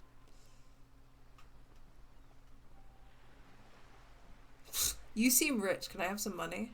Is what you want to say, but it isn't that easy, is it? What? Why not?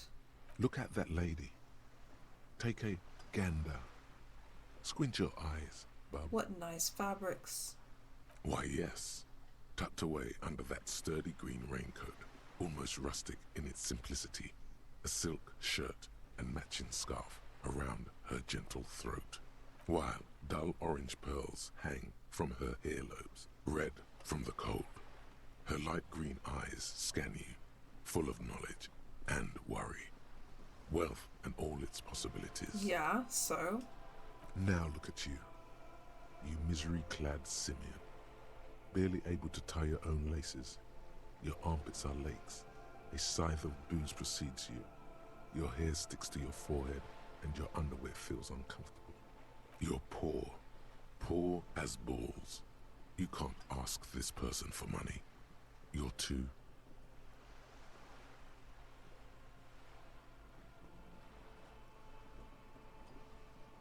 I'm a goddamn working man. I'm not ashamed to shake this leech for some dough. You think your little communism protects you from this feeling? No. The more demeaning it is to grovel at her feet. As I was saying, if there's any way I may be of assistance, please don't hesitate to ask. Oh my god, okay.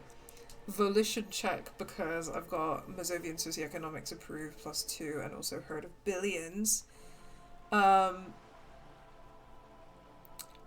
I am gonna do a volition check and ask her for some money. Let's go. Voila, you're doing it. Really put your back into it. Yell it from the top of your lungs. Hi Aeon. I passed out for a brief nap, but surprised to see you still playing. Yeah, I know I said I would stop like an hour ago, but I had a banana and that made me feel a bit better because there's some sugar in it. Because I've been having like stomach issues, I've been just even more tired than usual because I've not been able to have like caffeine or sugar. So it gave me a little bit of a boost. So I think I'm gonna finish this conversation with this woman and then start wrapping up maybe, because it's getting late. It's like 10 p.m. here, and yeah, honestly, feel the power of potassium. There is nothing like a banana. It's so true. Bananas are... We don't talk enough about how cool bananas are. Like how cool and how important and how delicious and how energizing and how good for you, and what a versatile ingredient in all of the most delicious desserts that you've ever had. They make everything better.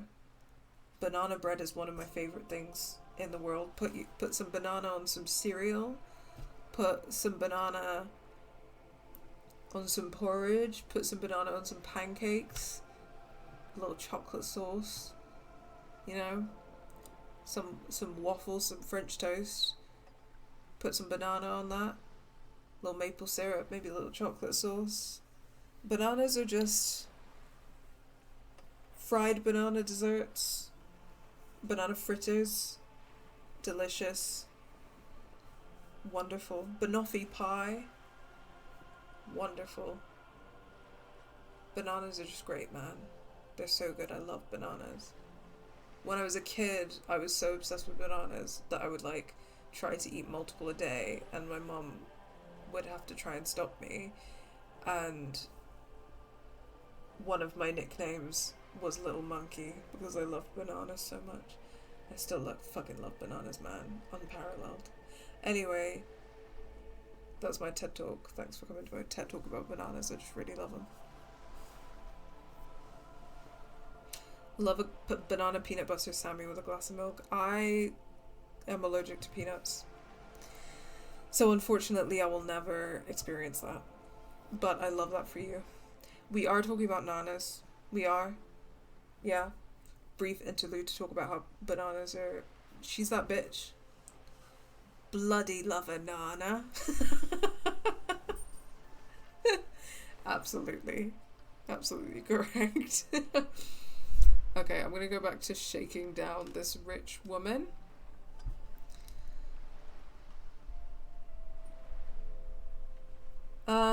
Okay, how do I want to phrase it?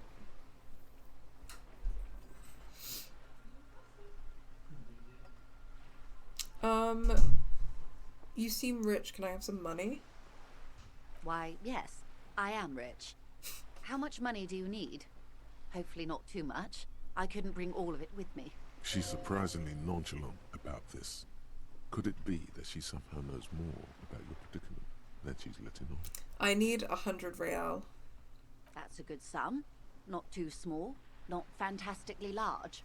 She reaches into her raincoat and pulls out a zip bag. In it, you see paper notes arranged like black gills.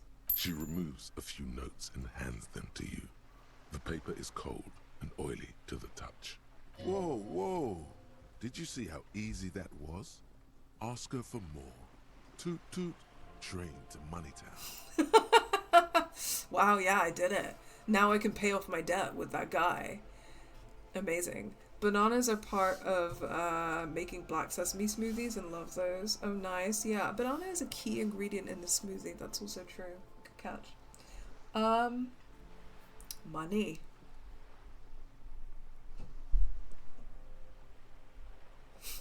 Can I have some more?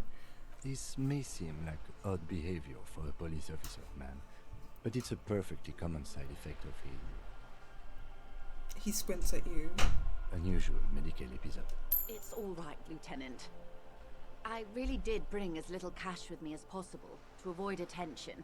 So here you are. The last bit of filthy lucre I can share. So, I hope I didn't just bribe you, officer. It may not be technically illegal under the Emergency Act, but still. Wow. I did Chris's hair at the salon last night and I was so wiped out by the end. He was like, oh, I just need to get some bits for dinner. And I was like, please, can I have a nana for the road? She's that bitch. You need a little energy boost to get you through. She's that bitch. She's that bitch. She is that bitch. It's a banana. It's always a banana. Nobody like her. Nobody does what she does. Nobody is doing what she is doing. Okay.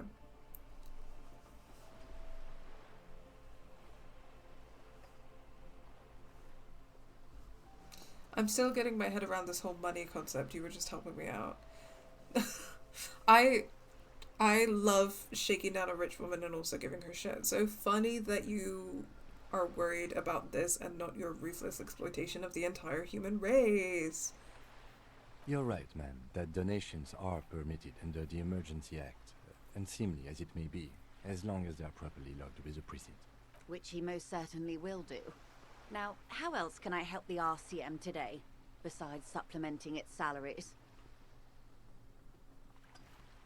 You seem smart. I need someone to give me a lowdown on this reality. This reality? She pulls her hood closer around her neck. Yes, reality is your side case.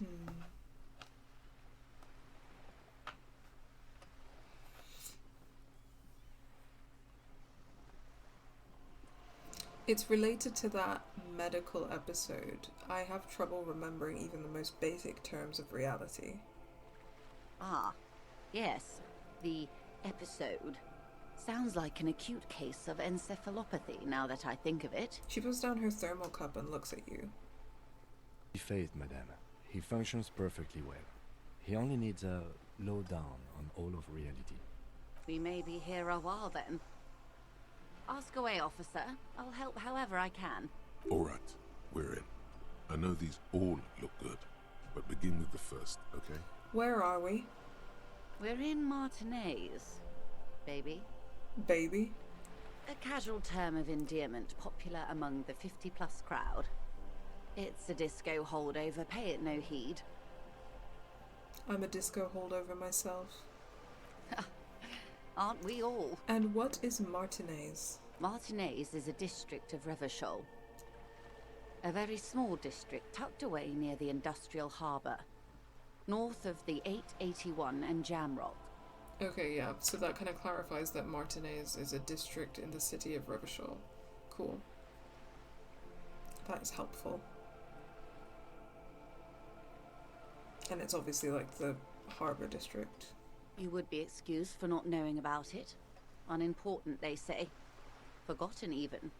Shelled to smithereens during the Revolution. It has its charms, just not this time of year. You mentioned a sea. What sea is this? It's not really a sea, it's the Bay of Revachol. And the bay feeds into the ocean. Are we near the ocean? Yes. We're on an island in an ocean. The world's largest body of water, the Insulindic. Known to the early Revacholians as Les Immensités Bleues, the blue immensities. Vast, lukewarm and unknowable, flowing in and out of sight. Tell me more about Martinez. I'm not a good ambassador. I've only been here once before, as a teenager. Not a lot has changed. There are ruins, a terminal, fishing boats, reeds, boys with boxy shoulders. As I told you, Martinez used to be a province, a workers' resort before the city swallowed it and the artillery did its part. Now the reeds are the real star of the show here. The further down the coast, the wilder it gets. Okay. What's the name of this island? Caillou, as you already know. Imagine a pebble. A smoothed-over pebble amidst a great blue sea, misshapen, cracked. The cracks are the River Esperance. We're in the delta of this river, on the 6th branch, the Martinez distributary. It is clear this pebble is of enormous value to her. Okay, that's Martinez. What's Revachol? Revachol? Revachol is what you call a city. What kind of city is Revachol? The great kind. As if it's self-explanatory, beyond patriotism, a fact. What makes Revachol great? History detective. They built this city to resolve history. Our part in it, at least. Our centuries. Who built this city? The nations of the Occident, or migrant workers from Seminine and Ile Marat, depending on your creed. Okay. I remember one of the things I was talking about in the last stream was the use of the word Occident, but it seems that they've they've named like a fictional region in the world the Occident, or they're calling it the Occident, and I don't think it necessarily has the same connotations as that word usually has, which is that it's like the opposite of the Orient, which is interesting because it seems to include Seminine and Ilmara, which in my understanding, like, Seminine is kind of like either the Caribbean or like West Africa vibes. Okay. So, migrant workers built this city. When was Revachol built? In the DeLorean century. 380 years ago. And why will it resolve history? They say it's where the terrible questions of our time will be answered. The tensions are highest, the fault lines deepest. One second.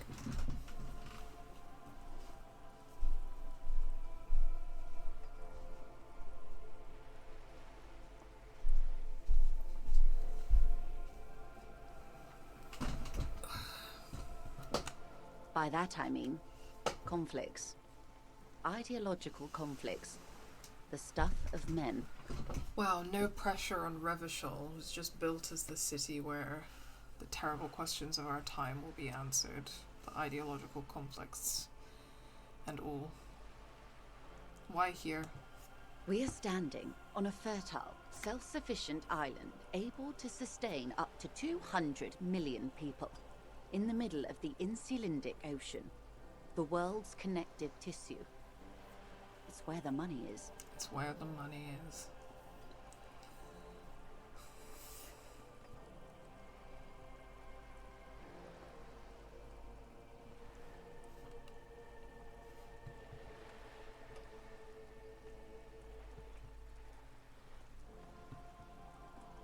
Interesting. So we're in an unimportant part of an important place. So we're pretty much at the center of the world. So we're on the periphery. Basically nobody's. So we're pretty much at the center of the world. Oh, we're quite a way off. About She points across the water where the skyscrapers rise. 22 kilometers from the center of the world. That soldering iron is the bank of the world building. The bottom floors are Insiacom. Coalition government, Insulindian Mission Command. Jeez, I'm sure that if we're able to go there, we're going to have a delightful time. Look to the sea. Silence. She lowers her hand. The water, the light. It's as though you're seeing it for the first time. There is no recognition, only the immensity of the sea and the cold radiating from it.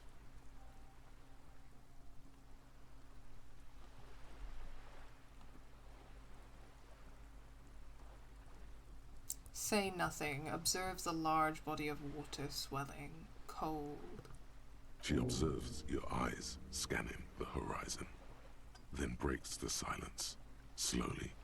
This is one thought you need to complete. Where are you? Was there something else you wanted to know? I remember something about a lowdown. This has been informative. Thank you, ma'am. I'm sure my memory-impaired partner has many more questions to ask, about even more fundamental aspects of reality. Might I suggest not asking them all right now? Ma'am, Messier will be here later too, and tomorrow. Isn't that true, ma'am? Absolutely. My commitment here is long-term.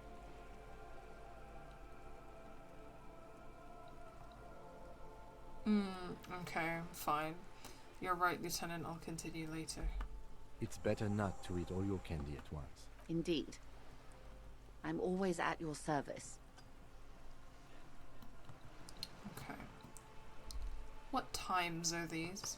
These are unimportant times, Detective. You and I were born after the dust had settled. 1,000th of a second too late. Too late for what? For the big time. Her eyes light up. There's a flash of teeth. What's the big time? The revolution. Ha, and what is this revolution I keep hearing about? Very interested to hear this. It's quite easy. Every 100 years or so, our species gets together to decide what's next, who gets shot in the head, and who gets the mineral rights. It's a real kerfuffle. Okay, well that's one way of explaining a revolution, but...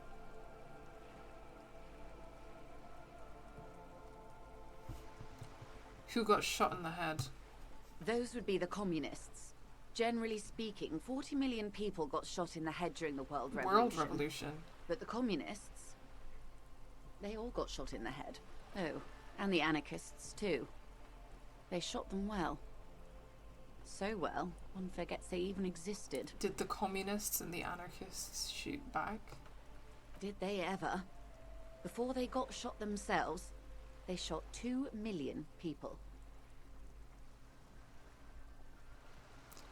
Truly a kerfuffle. Yeah, it was a kerfuffle, all right. The lieutenant mumbles from behind his notes. Yes. The Insulindian deluge, they call it. Anyone else get shot in the head on the opposing side? Oh, lots of people. Even the king got shot in the head, or thrown beneath a horse, or drowned. Accounts differ. It was unceremonious. Just as well, he wasn't actually the king. Just the king's nephew. The real king abdicated and lived out a long and productive life as a venture capitalist in Grad. Wow.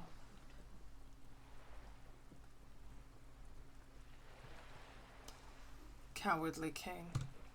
I prefer the term risk-averse. King Guillaume was nobody's fool. He could smell a PR disaster brewing, so he got out alive, and his nephew Fricelle got shot in his place. Him and tens of thousands of his wonderfully fascist kingsmen. It was a wild time. That's one way of describing it, I guess. Who got the mineral rights? The liberals got the mineral rights. And by mineral rights, I mean everything. She looks up to the sky, then inland at the crumbling city. Okay, and by liberals, you mean... Liberals are usually middle-class people, Detective. Or the remaining gentry. The beneficiaries of the pre-revolutionary arrangement. Yeah? Preach, sister. Some were rich enough to stay with the Constitution, with monarchy. Big mistake. Others bet on the revolution. They were called the ultras, or ultra-liberals. They fared well.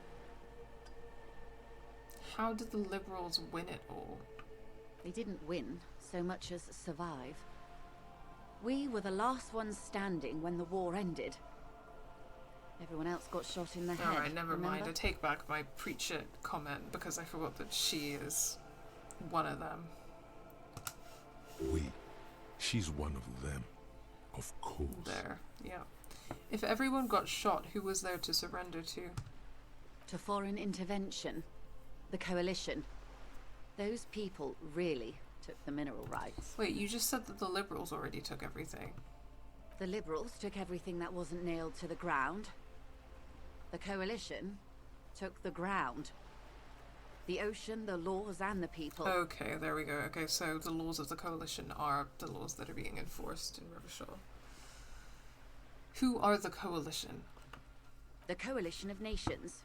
Grad, Mesk, Vesper, Messina, Oranje, and Sur-la-Clay.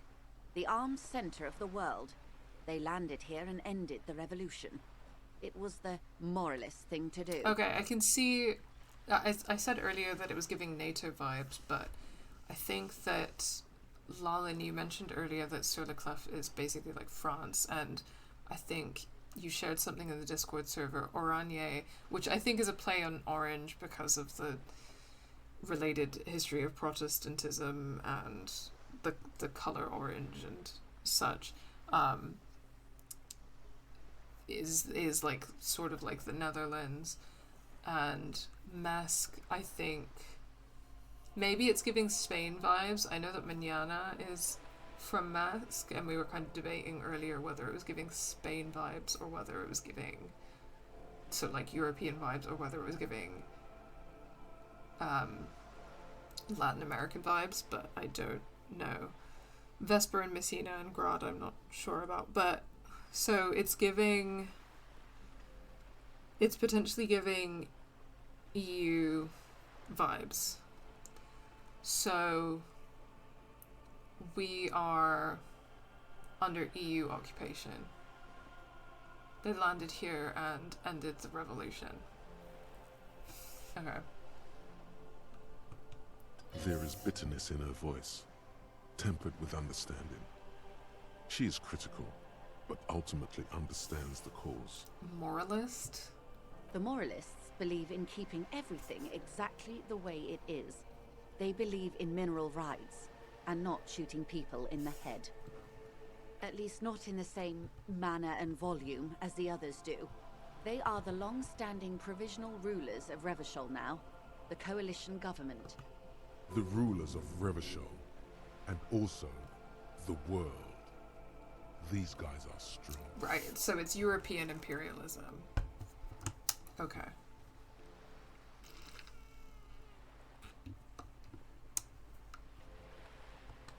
This is their zone of control. They embolden the RCM with crumbs of the same law they took. Technically speaking, you are a moralist. The color of moralism is blue. The official motto of Moral Intern, or Moralist International, is a blue forget-me-not, a piece of grey sky. Unofficial. For a moment, there was hope.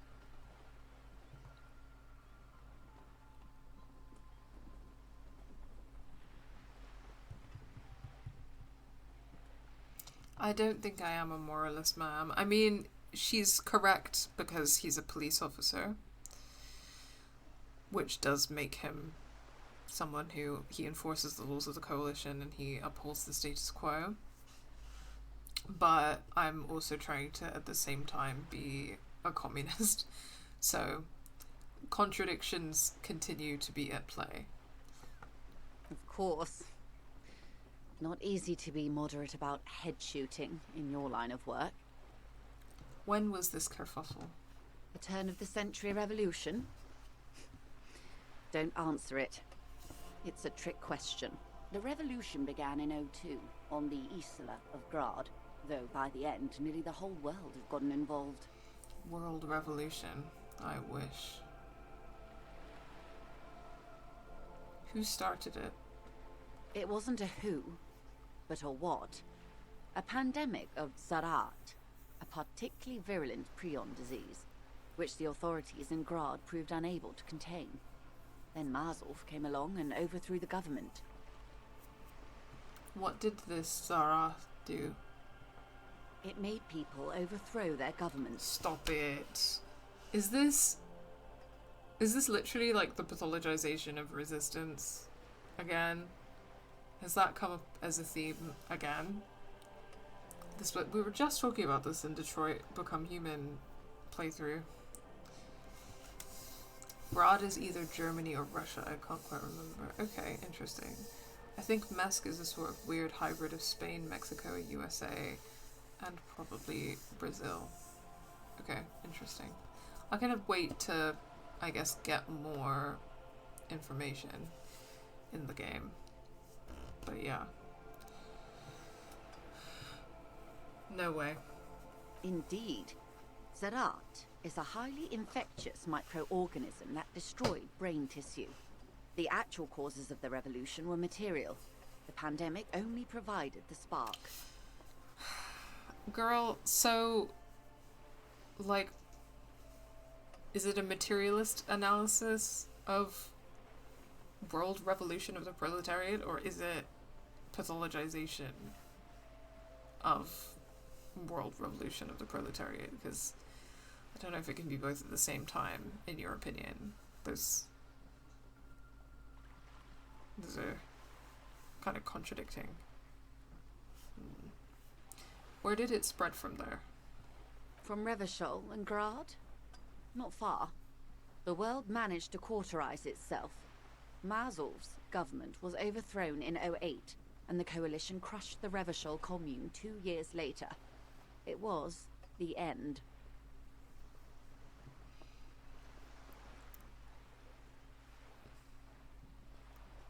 What came next? Why? You and I, officer. Our lives in the zone of control. Mazov is Marx? Okay. That's interesting. I guess that's what Mazovian socioeconomics means. Marxist socioeconomics. I think Grad is Slavic because Measure had mentioned something about them in vodka. Oh, okay. Maybe. I don't remember that. But Measurehead was saying a lot of stuff that I was not understanding, so I'll have to go back to that later.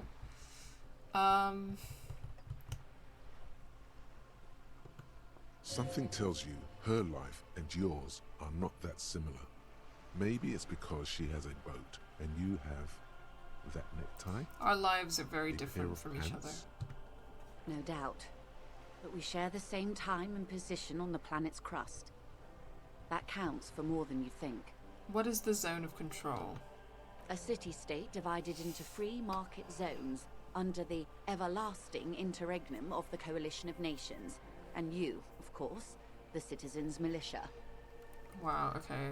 Divided into free market zones.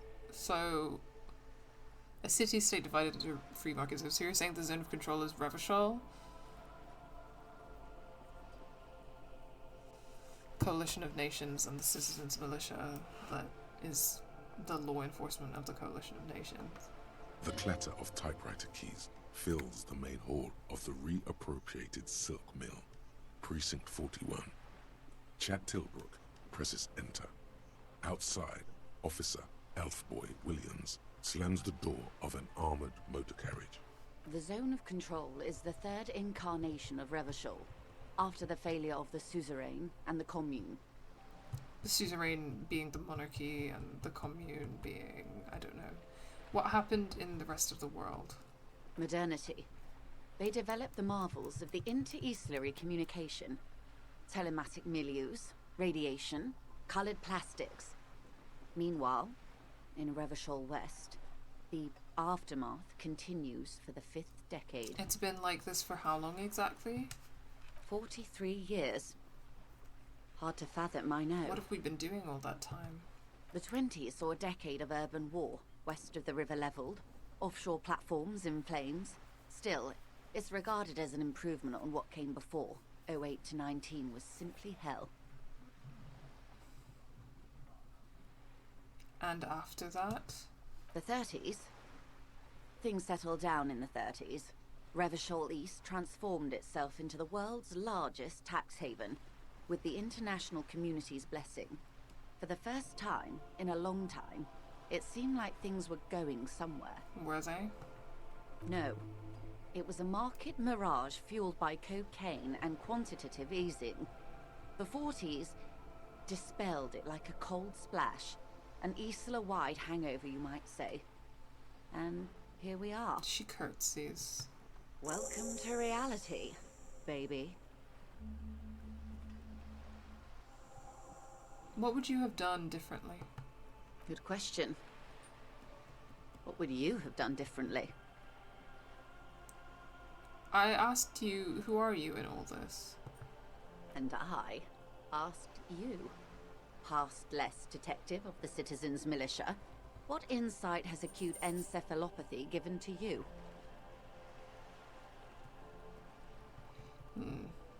Okay, I would have sought a medical solution. No. I would have killed more. I would have made off with the mineral rights. I don't know what I would have done differently. And you would have died, most likely. Not far from here. Maybe even right here, during the beachhead, defending the coast the day the Coalition took the city. The cold runs down your spine. She gestures toward the waters. No way, I wouldn't have fought with the communards. The wind stops. There is silence on the dark water of the Martinez Inlet. Then you would have died fighting against them. Long before the beachhead. Our time is a shadow cast by that day. With the Oh, sorry. I said the wrong thing, because I thought... Oh, that's so stupid. I would have thought...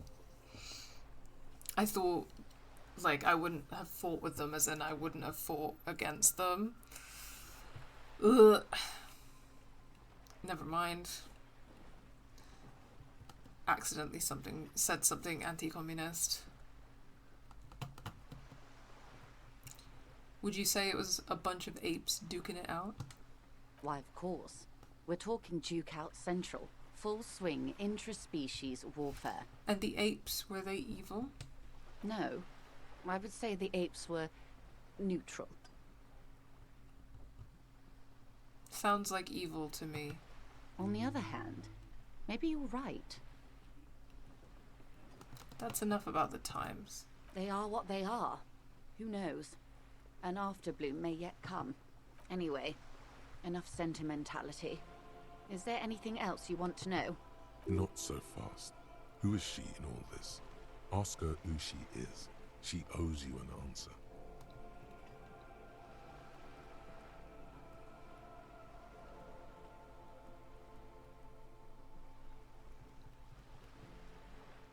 What is this acute encephalopathy?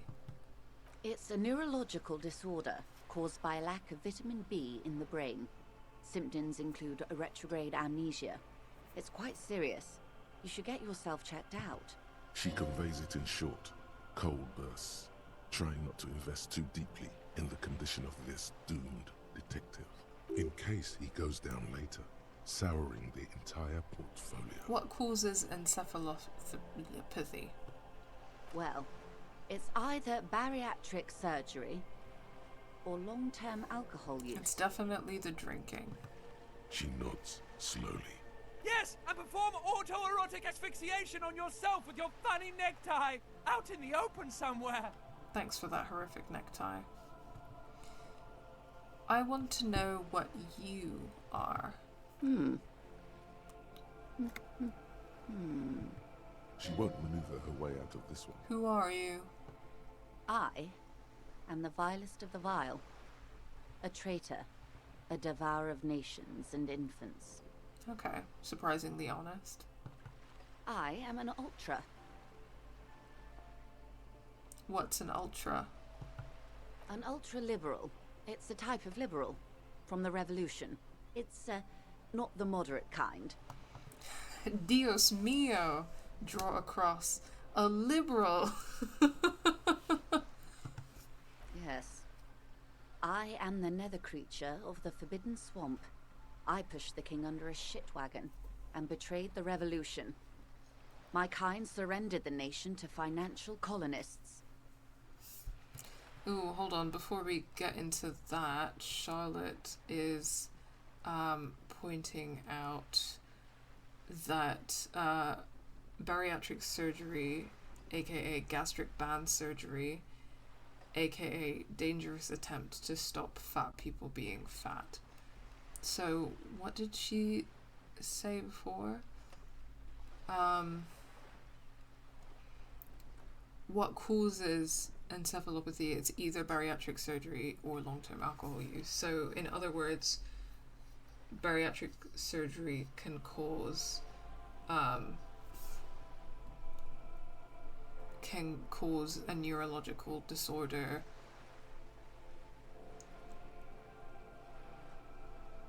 which results from lack of vitamin B in the brain and could result in retrograde amnesia. So that's how dangerous that is. Is that... I'm not sure this is a real thing. I don't know. But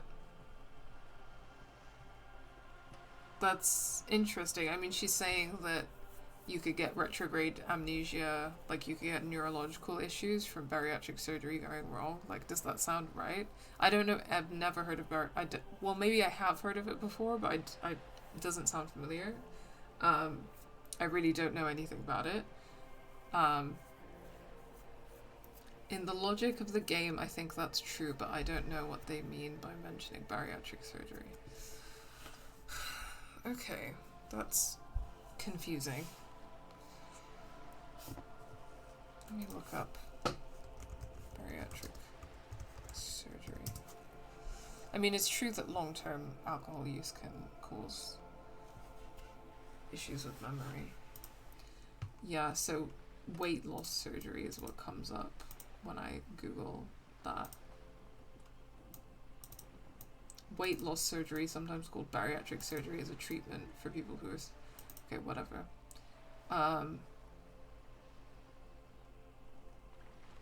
But like, how it's done?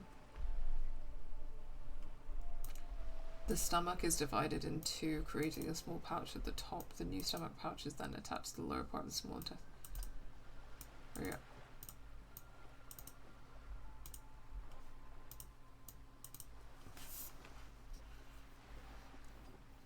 Okay, there are like a few different ways that they can do this surgery, but it tends to be operating on the stomach area. So unless there's a way in which complications of the surgery can result in like extreme vitamin B deficiency, then I don't know how it could cause neurological problems. But it is a very risky surgery. It's a gastric band. It gets put around your stomach to make you feel fuller quicker. Oh, horrible. Okay, let's come back to liberalism. I pushed the king under a shit wagon and betrayed the revolution. My kind surrendered the nation to financial colonists. Neocolonialism mentioned. Perhaps you thought we'd gone extinct. After all, no sane person identifies as an ultra anymore. Not in broad daylight. Tell me, now that I've uncoiled myself, are you repulsed? Oh, okay, hold on. Lalin has an explanation. Wernicke encephalopathy is caused by a lack of vitamin B1. The issue is usually seen during chronic alcohol abuse because of alcohol's effect on digestion and absorption. Alcoholics are more likely to eat less, which increases risk for malnutrition and vitamin deficiencies. Although heavy alcohol use is one possible cause of this deficiency, bariatric surgery also increases the risk of the immune deficiency. Okay, so yeah, that is actually a thing. I'm so curious about that though. What is it about bariatric surgery that can result in vitamin B1 deficiency?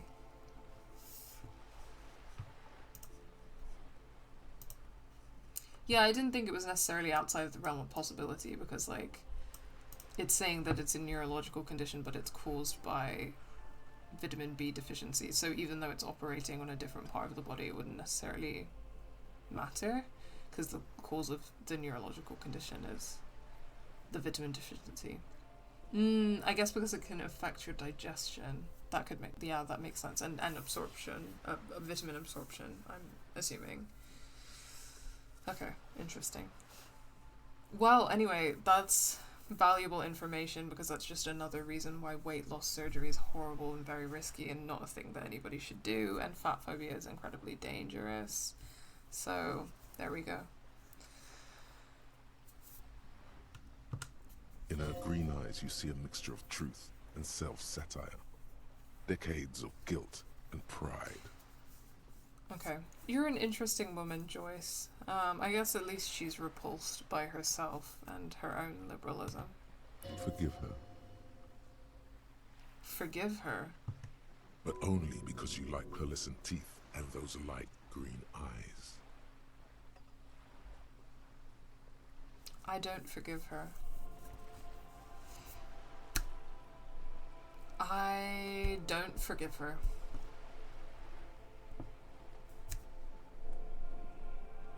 You're a monster. That's a pity. I hope we can remain collegial, despite my monstrousness. The Ultras didn't have anything against the King, or the Commune, you see. It was just business. Some of the most evil words there are, Joyce. When the dust settled, the Liberals were the only ones left to clean up the mess. By virtue of their survival, they were handed enormous power to shape the future. This was all our last generation managed. Would you have done something differently? With due respect to our overlords, the eternal caretaker government that keeps Martinez a monument to the efficacy of its artillery. While a gentle wind sweeps the streets in the rebuilt east, light drizzle washing it clean, lights go up and motor carriages circulate the tracks. I would not have relinquished sovereignty to the Coalition. Not here in Martinez, and not in the Stella Maris or Delta Beachheads either. If not for my own sake, then for my daughters. We had an obligation to defend our sovereignty. We should have burned the whole Isola down rather than let them have it. Dark orange flames reflect in her green eyes. An oil fire on the ocean. You're a smart woman. Perhaps. My intellectual vanity will be my undoing. You're a patriot? Yes, I suppose I am. But I wouldn't be a patriot anywhere but here. Seditious talk, man. The lieutenant puts down his notes and gives her a look. You have daughters? Yes. Whatever else I am, I'm also a mother. And a wife. Now, shall we return to reality? What is this? Spread your hands. A bird? A sphenicid? A flightless bird of the polar regions?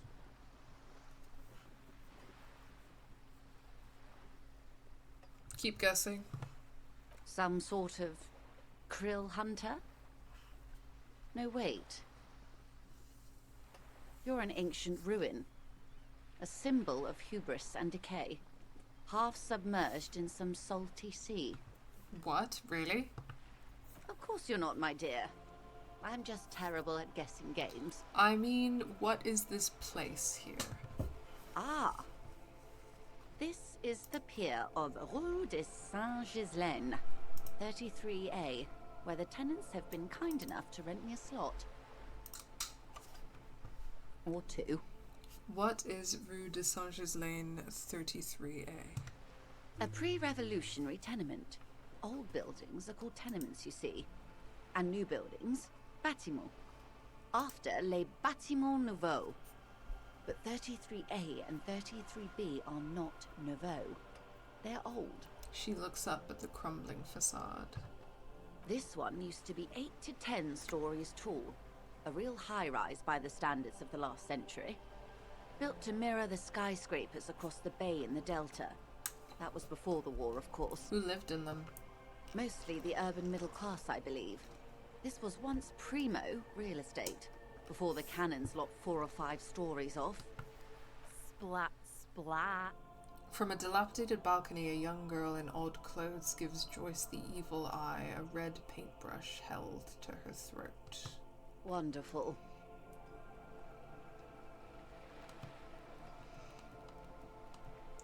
What is that? Point to Cindy the skull. The girl in the old lady rags. Yes. Looks like a sullen and rebellious member of a teen infraculture. Infraculture? Yes. You and I belong to the supraculture. We're common, the herd. The music on the radio, the food in the chain restaurant, those are all too popular for the girl in the old lady rags.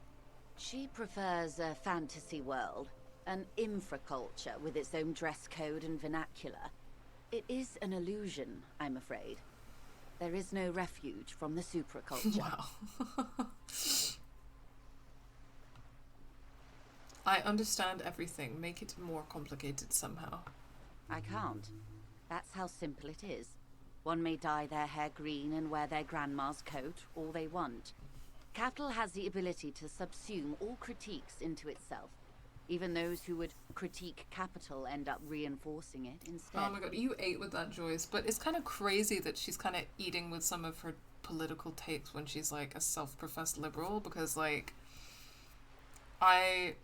if I have to give her something, it's that me personally, I have never in my life met a liberal who is this self-aware and this actually knowledgeable about materialist critiques of the world that she lives in. So she's really one of a kind.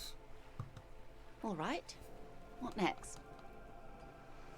Joyce is an absolute enigma, and I love and hate her simultaneously. I think that's her intent. Fair enough, Lalen. Yeah, she's a very interesting character, that's for sure. Okay, let's try an esprit de corps check. What is... Think of something close to you. It remains a mystery what you mean by this something close. This isn't about you. It's about reality. Conceptualization check. This is gonna fail probably, but what is reach for something fundamental? A strange coldness comes over you as you look at the world. The waves sway the sloop slowly. That's all. It's on the tip of your tongue, a doubt of sorts, already in your head. But it's not fully formed yet. You have to wait and return to this later, once the jamais vu thought is complete. That's all for now. Glad to have been of assistance. The little that I know. Anything else? More lessons in basic reality? Glad to have been of assistance. The little that I know. Thank you, that's all. Anything else? Leave. Of course, Detective. Take care. Okay. I think we're almost at the end of the day, actually.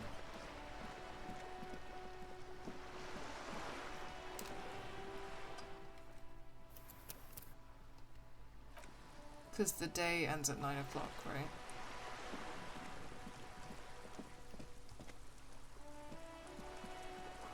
There's a girl up there. Did she spill the paint? Yeah, you bet. The streets will flow red once more. A great torrent rushing down Rue de Esperance. You wait and see. The girl stares at the sailboat by the pier. I'm just going to talk to her a little bit because I feel that I may as well try to end the day. The streets will not flow red with anything. Who are you? I'm Cindy the fucking Skull. What else do you want to know? Date of birth, blood type, the last time I was tested for Hep C. We just want to know your name, little lady. No need to get defensive. And here I was trying to be polite. Just can't win with you pigs. Despite the sass, she puts the brush aside. You keep looking off to the side. What are you looking at? The lieutenant is desperately searching for another handkerchief. She turns her head to face the coast and nods disdainfully towards Joyce performing maintenance on her boat. Hatred, disgust. It's difficult to tell which of the two is more present in her girlish features. Honestly, fair enough, Cindy. The woman on the boat does not notice her staring. That is on her. Someone's got to keep an eye on her. Ozon is an archipelago 2 days' travel away from Rivershaw. Its moneyed residents, used to posh restaurants and upscale boutiques, rarely have reason to visit Martinez. You mean Joyce? On a first-name basis with her, are we? Piggy's moving up in the world. Honestly, Cindy, you're right about everything. Hold on, what's Ozon? It's where they grow whores like her. And their whoremen. Wow. Okay. Well, we could have phrased it better, Cindy. We could, find better words. Why all the negativity? Have you got a crush on her? Aching for an opportunity to defend her honor? What are you doing to the wall? Can't you tell? I'm painting a beautiful mural, an aereo graffitio visible from low orbit. I haven't really started it yet. I'm waiting for the right word. She studies the wall, suddenly pensive. So you don't know what to write? Have you ever tried your hand at graffitio? When faced with a blank wall, most people write unimaginative stuff, like pigs go home and Mono is here. We rarely see pigs round here though. Just union cads. And my name's not Mona, so... She wants it to be something true and total. No problem, Charlotte. Good night. I hope you have a good sleep. Why are you so committed to defacing the building? This place is severely lacking in havoc. Not even the occasional trash can fire to break up the tedium. I thought I'd mix it up, summon the forces of crime and social chaos with a wall-sized invitation. I have an opinion on this. Want to hear it? Yeah? I love public art. Don't mind us. Keep doing what you're doing. Thanks. I'm sure the inspiration will come to me now that I have an official RCM stamp of approval. You've lessened her desire to deface the building. Do you know anything about the recent murder? I ain't no snitch, pigstein. Go forth and forage in someone else's shit. No shortage of squealers in these parts. Actually, there is a shortage of people who talk to us in a normal, calm, informative manner. We weren't put on this earth to make your life pleasant, fucko. So you won't talk about the murder, but maybe you can tell us something about the murder victim's missing armor? What do I care about some fucking tin eggshells? Isn't armor art? Art for the, body? Ugh, alright. Sad piggy. I'll give you this one. I saw a little girl in the fishing village running around with military-grade handwear. look cute as hell. If you haven't been there, the village is a shithole down the coast from the main plaza. Have a good time! And there's a little girl wearing gloves there. No. That's all the snitching Cindy the Skull does for today. Actually, I don't even know why I told you what I just told you. I have a weakness for animals. It's the animal thing again. Damn it. She looks at you, a little sad suddenly. Or a weakness for police officers, miss. Thank you either way. Catch you later, Cindy. Watch your back, Ungulate. You've got eyes on you. Hold on, I'm just gonna... Hello again, officers. The lieutenant, hatred, the woman. That is on her. Someone's got to keep an... Ozon. On a... It's where they grow her. Have you got a crush on her? Yeah, I don't know if it necessarily passes time if you have the same conversations again. So...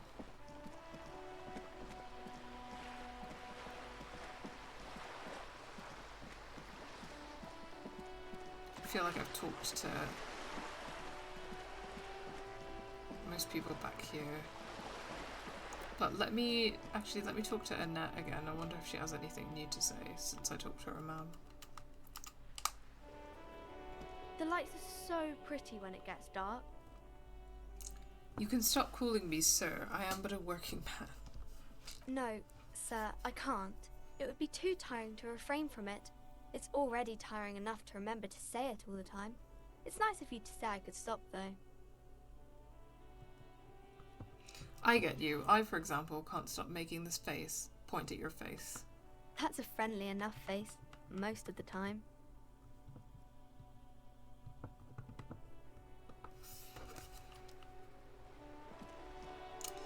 Oh my god, she's still out here. Plaisance needs to let this girl go to bed. You are absolutely correct. She shouldn't still be out here. Son, you've really let yourself go. It's a disgrace. But Coach Physical Instrument is going to get you back in prime condition, even if it takes 1,000,000 push-ups. Coach Physical Instrument? Does that mean you'll call me a maggot and a Nancy boy to motivate me? Does a master swordsman insult his own blade? No. I'm going to turn you into an athletic benchmark, you big pussy. Yes, sir. Forge me into organic steel, Coach.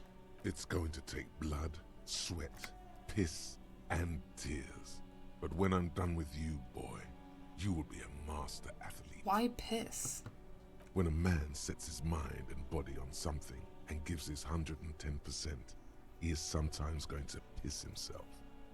It just happens. No shame in that. Let's do this, Coach. I'm with you. Behold, world. Here walks a sportsman, hands choked and hair kept back with a bandana. The Homo Athleticus.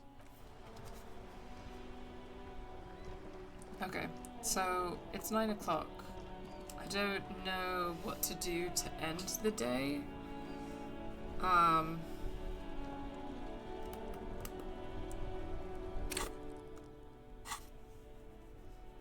Or I don't know if you can kind of like keep talking to people and doing stuff or not.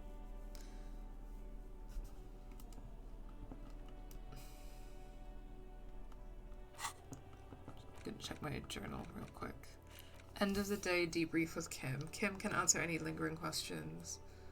Join him on the Whirling in Rags balcony after 10 p.m. when you're calling it a day. Oh, okay, maybe I still have to hang out for a little longer then. Call your station's Lazarus. Kim suggested you call the station Lazarus in order to sort your health issues. You can use his monitor carriage to make the call. Ask the little girl in the fishing village about the armor class.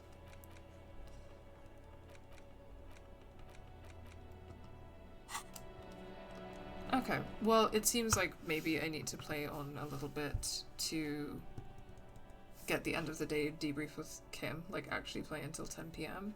So I'm going to save my game, and I think I'm going to call it a day.